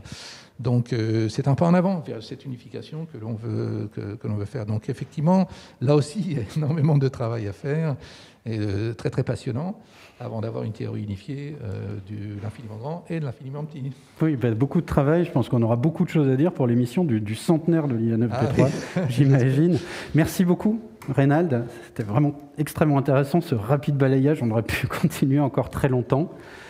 Et on va conclure cette émission, cette rencontre d'aujourd'hui. Merci beaucoup. Merci, Denis. Donc, qu'est-ce que je m'en vais? Vous pouvez patienter ici. On va conclure, parce que comme toutes les bonnes choses, cette émission, elle touche, hélas, déjà à sa fin. Et pourtant, j'ai le sentiment qu'on n'a fait qu'effleurer finalement la richesse, la diversité, les infinis attraits de l'INDP3. Mais notre ambition, en fait, c'était pas de tout dire, de tout dévoiler aujourd'hui, de tout expliquer. Nous voulions ouvrir une porte, en fait, sur ce très bel institut. Il vous appartient à toutes et à tous maintenant de pousser, de franchir cette porte, d'aller à la découverte, plus précisément, de cet INDP3 absolument merveilleux. Pour cela, les occasions ne manqueront pas tout au long de l'année 2021, en dépit d'un contexte sanitaire qui n'est malheureusement pas des plus propices. Il y aura d'autres événements jusqu'à la fin de l'année, des événements à distance, des événements en présentiel, j'espère aussi, de plus en plus. Alors pour en savoir plus, je vous renvoie vers le site des 50 ans de l'INDP3. Vous le trouverez très facilement, je ne sais pas s'il s'affiche quelque part là à l'écran, mais vous le trouverez très facilement, n'importe quel moteur de recherche, INDP3 50 ans, vous verrez tous les événements défiler. Il me reste à remercier une nouvelle fois, Reynald, tous nos intervenants qui se sont succédés, toutes celles et ceux qui se sont investis aussi dans l'organisation de cette rencontre, préparée par les équipes de la communication de l'INDP3 et les équipes du centre de calcul, mais aussi en collaboration avec le réseau communication qui a une pensée pour Cécile Renaud, qui vient de nous quitter. Merci aussi à l'équipe, toujours au top du Musée Curie, et merci une fois encore à vous toutes, à vous tous d'avoir participé à cette rencontre. Rendez-vous aux prochains événements des 50 ans de l'INDP3 tout au long de l'année. À très bientôt. Merci.